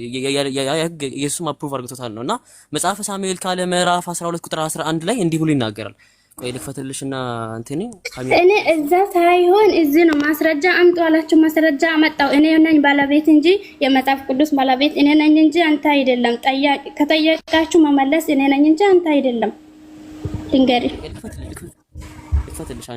ልክፈትልሽና ይሄን አንብበ ነው። ከዛ በኋላ ወደ እንሄዳለን ወደ መጽሐፍ ቅዱስ ደግሞ እንሄዳለን። ያንናናቸውን አብረን እናጠናቸዋለን ማለት እና መጽሐፍ ሳሙኤል ካለ ምዕራፍ 12 ቁጥር 11 ላይ ምን ብሎ ይናገራል? ከታየሽ ይታያል አይደለ? ሙሉ ነሽ አልኩት እኮ የመጽሐፉ ባለቤት አንተ ነህ ወይ እኔ ነኝ? አይደል እንዴ? መጽሐፉ እኮ ጥያቄ እኮ ይጠይቁሻለሁት ሙሉ ነሽ። ቆይ አይደል አንብቦና ከዛ በኋላ እንግባባለን። እግዚአብሔር እንዲህ ይላል አለ። እንግዲህ ዳዊት ዝሙት ፈጽሞ ነበር፣ ለሱን ነው እንግዲህ ተናገረ ያለውና እግዚአብሔር እንዲህ ይላል አለ። እዚህ ጋር እግዚአብሔር የሚለው ማንን ነው? ሙሉ ነሽ ምን እግዚአብሔር የሚለው እዚህ ጋር ማንን ነው? እግዚአብሔር ነው። ያ አብ ወልድ መንፈስ ቅዱስና አዎ አብ ወልድ መንፈስ ቅዱስ ነው። ስለዚህ እነሱ ነው እንደዚህ ምን ይላሉ? እነሆ ከቤትህ ክፉ ነገር አስነሳብሃለሁ፣ ሚስቶችህም በአይንህ ፊት ይወሰዳሉ፣ ለዘመኑ ሰጣቸዋል። ከላይ ግን ሳንብብ ብሎ ይናገራል እግዚአብሔር። ያው የጌታህንም ቤት ሰጠው፣ የጌታህንም ሚስቶች በብብትህ ጣልኩልህ እያለ ይናገራል። ከአንድ በላይ ማግባት ዝሙት ከሆነ ዳዊትን ከአንድ በላይ እንዲያገባ ያደረገው እግዚአብሔር ዝም ተሰርቷል ማለት ነው እኮ። ያኛን እኮ በአዲስ ኪዳን ፈተኩ እኮ እኔ ተጠይቄ ማስረጃ አምጪ ተባልኩት፣ አመጣው ማስረጃ አምጪ። አንተ አይደለም አብራሪም አንተ አይደለም አልኩት እኮ። አንድ ቆይ ምን ነው አዲስ ኪዳን ላይ እንወጣለን። ግን መጀመሪያ ኢየሱስ ክርስቶስ ብሉይ ኪዳን ላይ ዝም ተሰርቷል ማለት ነው። አንተ የምታምነውን ሳይሆን እኔ የሚያምነውን እያበራራው እኮ ነው። እኔም እኮ ማስረጃ አለኝ። እኔ የምናወራው መጽሐፍ ቅዱስ ነው። አንተ የምታወራው መጽሐፍ ቅዱስ ነው። ጥያቄ ምን መሰለሽ? አሁን ምን ሆነሽ? ጥያቄ እኮ ይጠይቁሻለሁ። አሁን ክሊም ያርኩ እኮ አይደለም። ኢየሱስ ክርስቶስ ብሉይ ኪዳን ላይ ዝሙትን አሰርቷል ማለት ነው። ይሄንን ያመጣው ማስረጃውን ተቀብለ በኋላ ነው ሌላን መጠየቅ የምትችለው። እኔን እኮ አልኩት እኮ ይሄ ዝሙት ነው አልኳቸው። እንዴት ነው አልኩት። አንተ አይደለም ማታምነውን ለኔ ማብራራት አትችሉም። ማታምነውን ማብራራት አትችሉም። አልተፈቀደልክም። አታውቂውም። በቃ ችግር የለውም። ሙሉሽ አታውቂውም እና ችግር የለውም። አዎ ኤኒዌይ ግን እግዚአብሔር ካንተ ማግባት ዝሙት ማታምነውን አታብራርም። ለኔ ማታብረን ማብራራት አትችሉም። የመጽሐፍ ቅዱስ ባለቤት እኔ ነኝ እንጂ አንተ አይደለም። እኔ ነኝ ማብራራቱ ነው የምችለው። ተጠየቃችሁ ደግሞ ማስረጃን እኔ ነኝ ከዛ መጽሐፍ ቅዱስ መስጣት የምችለው እንጂ አንተ አይደለክም። አንተ ጠያቂ ነህ እንጂ መላሽ አይደለም። ጠያቂ ነህ እንጂ መላሽ አይደለህም። ቆይ ያወራኩ ነው። ምን አይነት መንፈስ ነው አጠገብሻለሁ እንዴ? አታዳምጪም እንዴ? አራዳምጪ በእናትሽ ተረጋጊ። ምን ሆነሻል? ኦኬ ስለዚህ አሁን ይሄን ሐሳብ ሰጋይ ስተቀልለው ምንድነው እንግዲህ ቅድም ስትል ነበር ልጅቷ ከአንድ በላይ ማግባት ዝሙት ነው፣ ይሄን የሚያደርገውም ደግሞ ዝሙት እያሰራ ነው ብላ ነበርና ስለዚህ እግዚአብሔር ዝሙት አሰርቷል ማለት ነው። according to your scripture ከናንተ መጽሐፍ አንፃር እግዚአብሔር ዝሙትን አሰርቷል ማለት ነው። ሌላ ምንም ይሄ እናንተ ናችሁ ያላችሁት። ይሄ ምን የምትናገሩት ነገር ጠቅላላ አገናዝባችሁ ተናገሩ የምንለው ለዚህ ነውና ኤኒዌይስ ይሄን ሐሳብ እዚህ ጋር እንጠቅልለው። አንቺም ሰላም ነሽበት። አክቹሊ ጥያቄ አለን። ማነሽ? ሙሉነሽ አለሽ? ሙሉነሽ እኮ መጽሐፍ ቅዱስን ማብራራትም አንተ ትጠይቃለህ እንጂ ማብራራት አትችልም። ማታምነውን ማብራራት አትችልም ወንድሜ። ጥያቄ አለኝ። ማታምነውን ለኔ ማብራራት አትችልም። መጠየቅ ትችላለህ። ማታምነውን ማብራራት አትችልም ለኔ። አይ በቃ ሙሉነሽ አሁን በጣም እንትን የረበሽ ነው ያለሽውና ሳወራ አፌ ላይ እየቆምሽ ነው። ፕላስ ደግሞ እንዳወራም ደግሞ እየፈቀድሽ ነው ያለ። ስለዚህ እንደዚህ የምታርቂ ከሆነ ደግሞ ከላይ ሳይሳለ ታምራት እንቀጥል። ታምራት አለ ታምራት ከነሱ ጋር እንቀጥላለን። ሐሳብ ያነሳ ታምራት አለ። አክቹሊ ሪትምን አስገቡት ካለ እሱንም አስገቡት። ኢየሱስ ክርስቶስ ላይ ጥያቄ አለን። ግቡና ክርስቲያኖች መልሱልን። እንግዲህ ኢየሱስ ክርስቶስ ሁሉን አዋቂ ነው፣ እሱ እውነተኛ አምላክ ነው፣ ደሞስት ሃይ ጋር ነው፣ ያህዌ ነው ተባለ። እስቲ ኑና ግቡና ይሄን ጥያቄ መልሱልን ክርስቲያኖች ካላችሁ ነው። ታምራት አለ? አይ ቲንክ ታምራት የለም። ኦኬ ጥቁር ሰው አለ? ጥቁር ሰው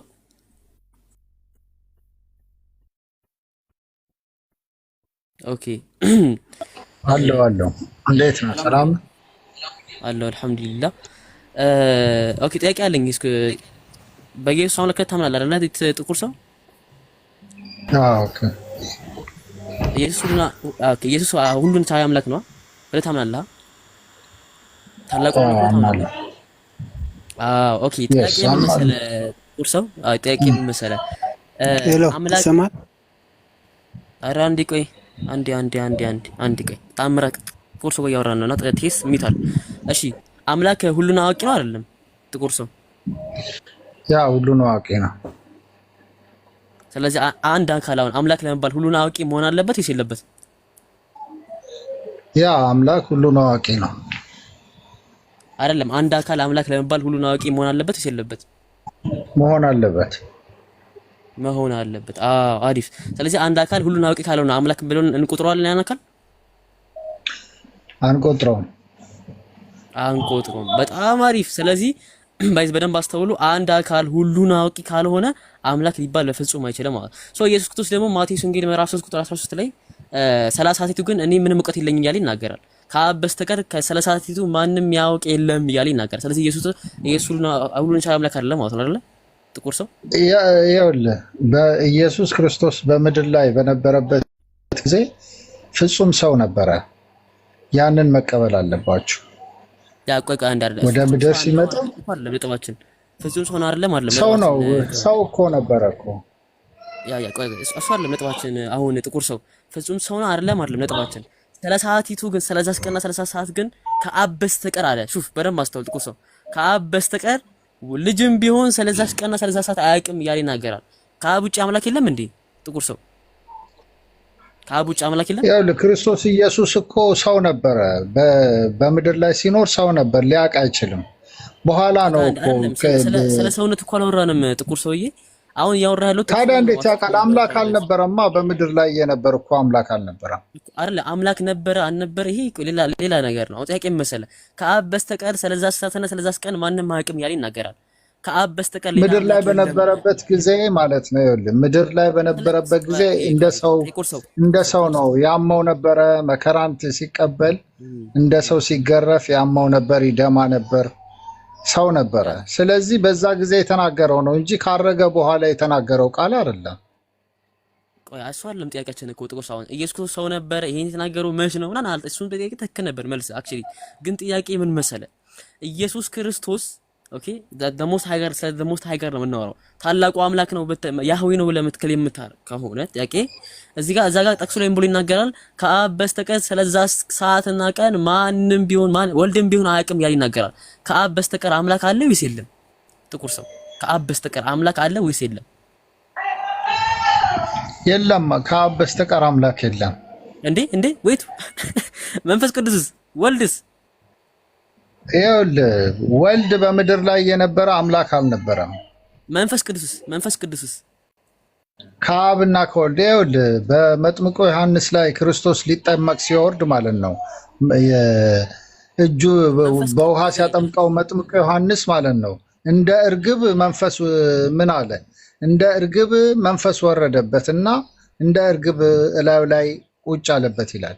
ሰማያት ተከፍቶ ምን አለ? የምወደው ልጄ ይህ ነው ብሎ ድምፅ ከሰማይ ወጣ ይላል። ያ ምንድነው? የአብ ወልድ መንፈስ ቅዱስ ምሳሌ ነው።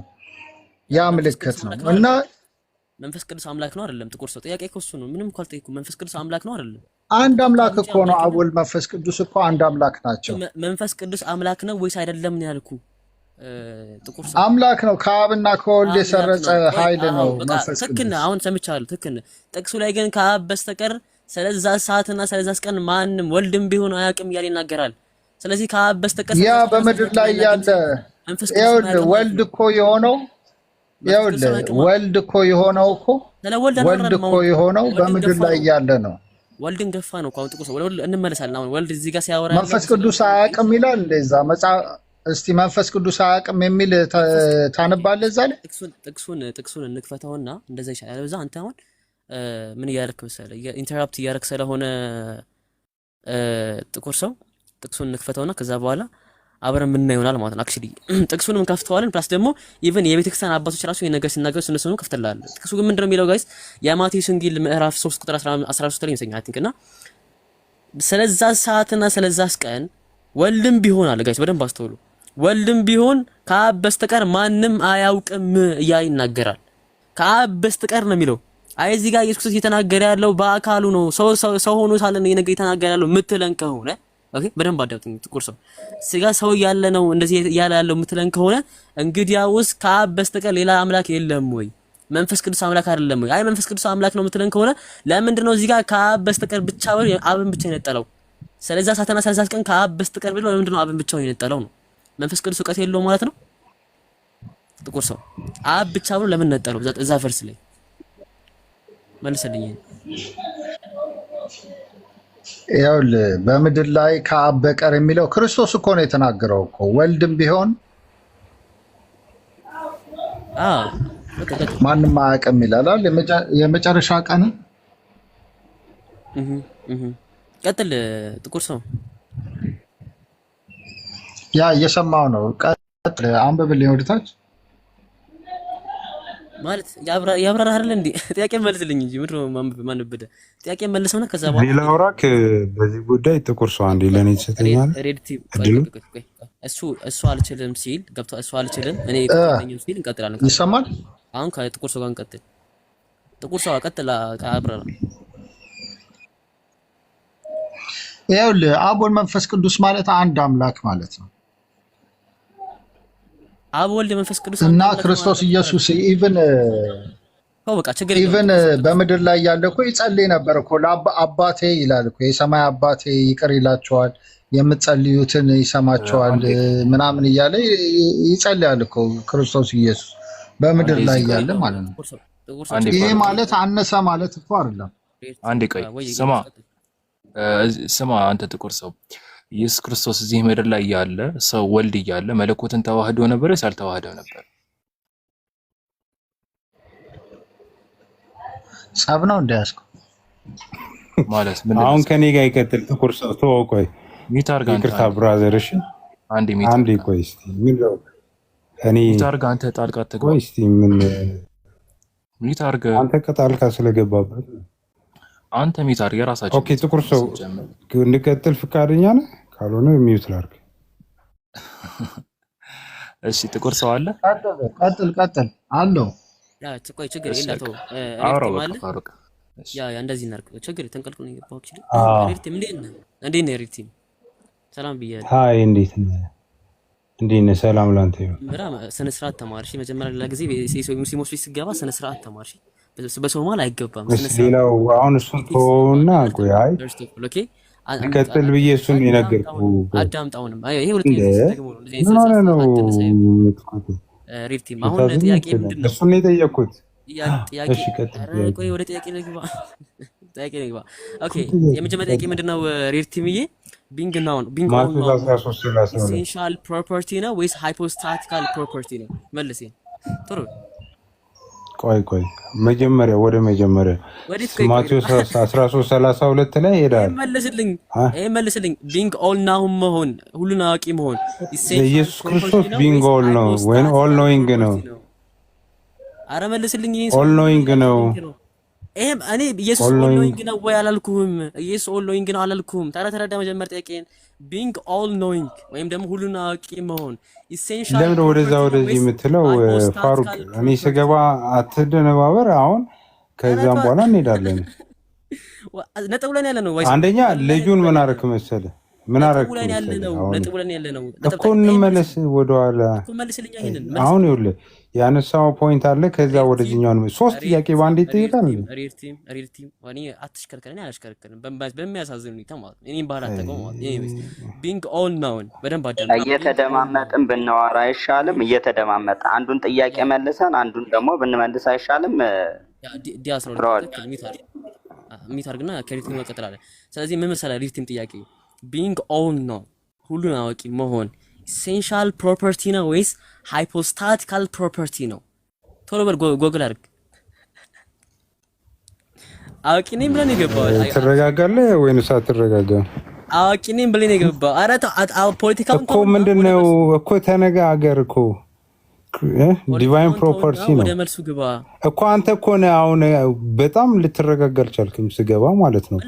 አሁን ከጥቁር ሰው ጋር የጠየቀውን ጥያቄ እያጸዳው ከዛ ወደዚህ እንምጣ። ወደ መልሱ ለምን ወደ እኔ እንኳን ልሽ ልመልስ አሁን ያልከውን ነገር በቃ አሁን ሁለቱንም መልስላለሁ። በመጀመሪያ ኢየሱስ ክርስቶስ ማቴዎስ 13:32 ላይ ያለውን ስለዚህ አስከን ቆይ እኔ የገባሁበትን ሬድ ቲም አይሆንም አለስ ለምሮ መተደነ እንደሚመለስ ስለምታቅ በቃ እየየ ትላለህ። አታለቃቅስ ወይ ማለት ነው። ክርስቶስ ኢየሱስ ኦል ኖይንግ ነው፣ ሁሉን ያውቃል። ማስረጃ አቀርባለሁ። ወጣላለሁ። ምን ሚውት አድርጉ። ምን እንደማታወሩ እኮ ታውቃለህ እኮ ከኔ ጋር እንደማትወያይ ታውቃለህ። ማን አንተ? አልመለስክም እኮ ጥያቄ። ኢትስ ሚ አም ሬድ ቲም። መልስልኝ።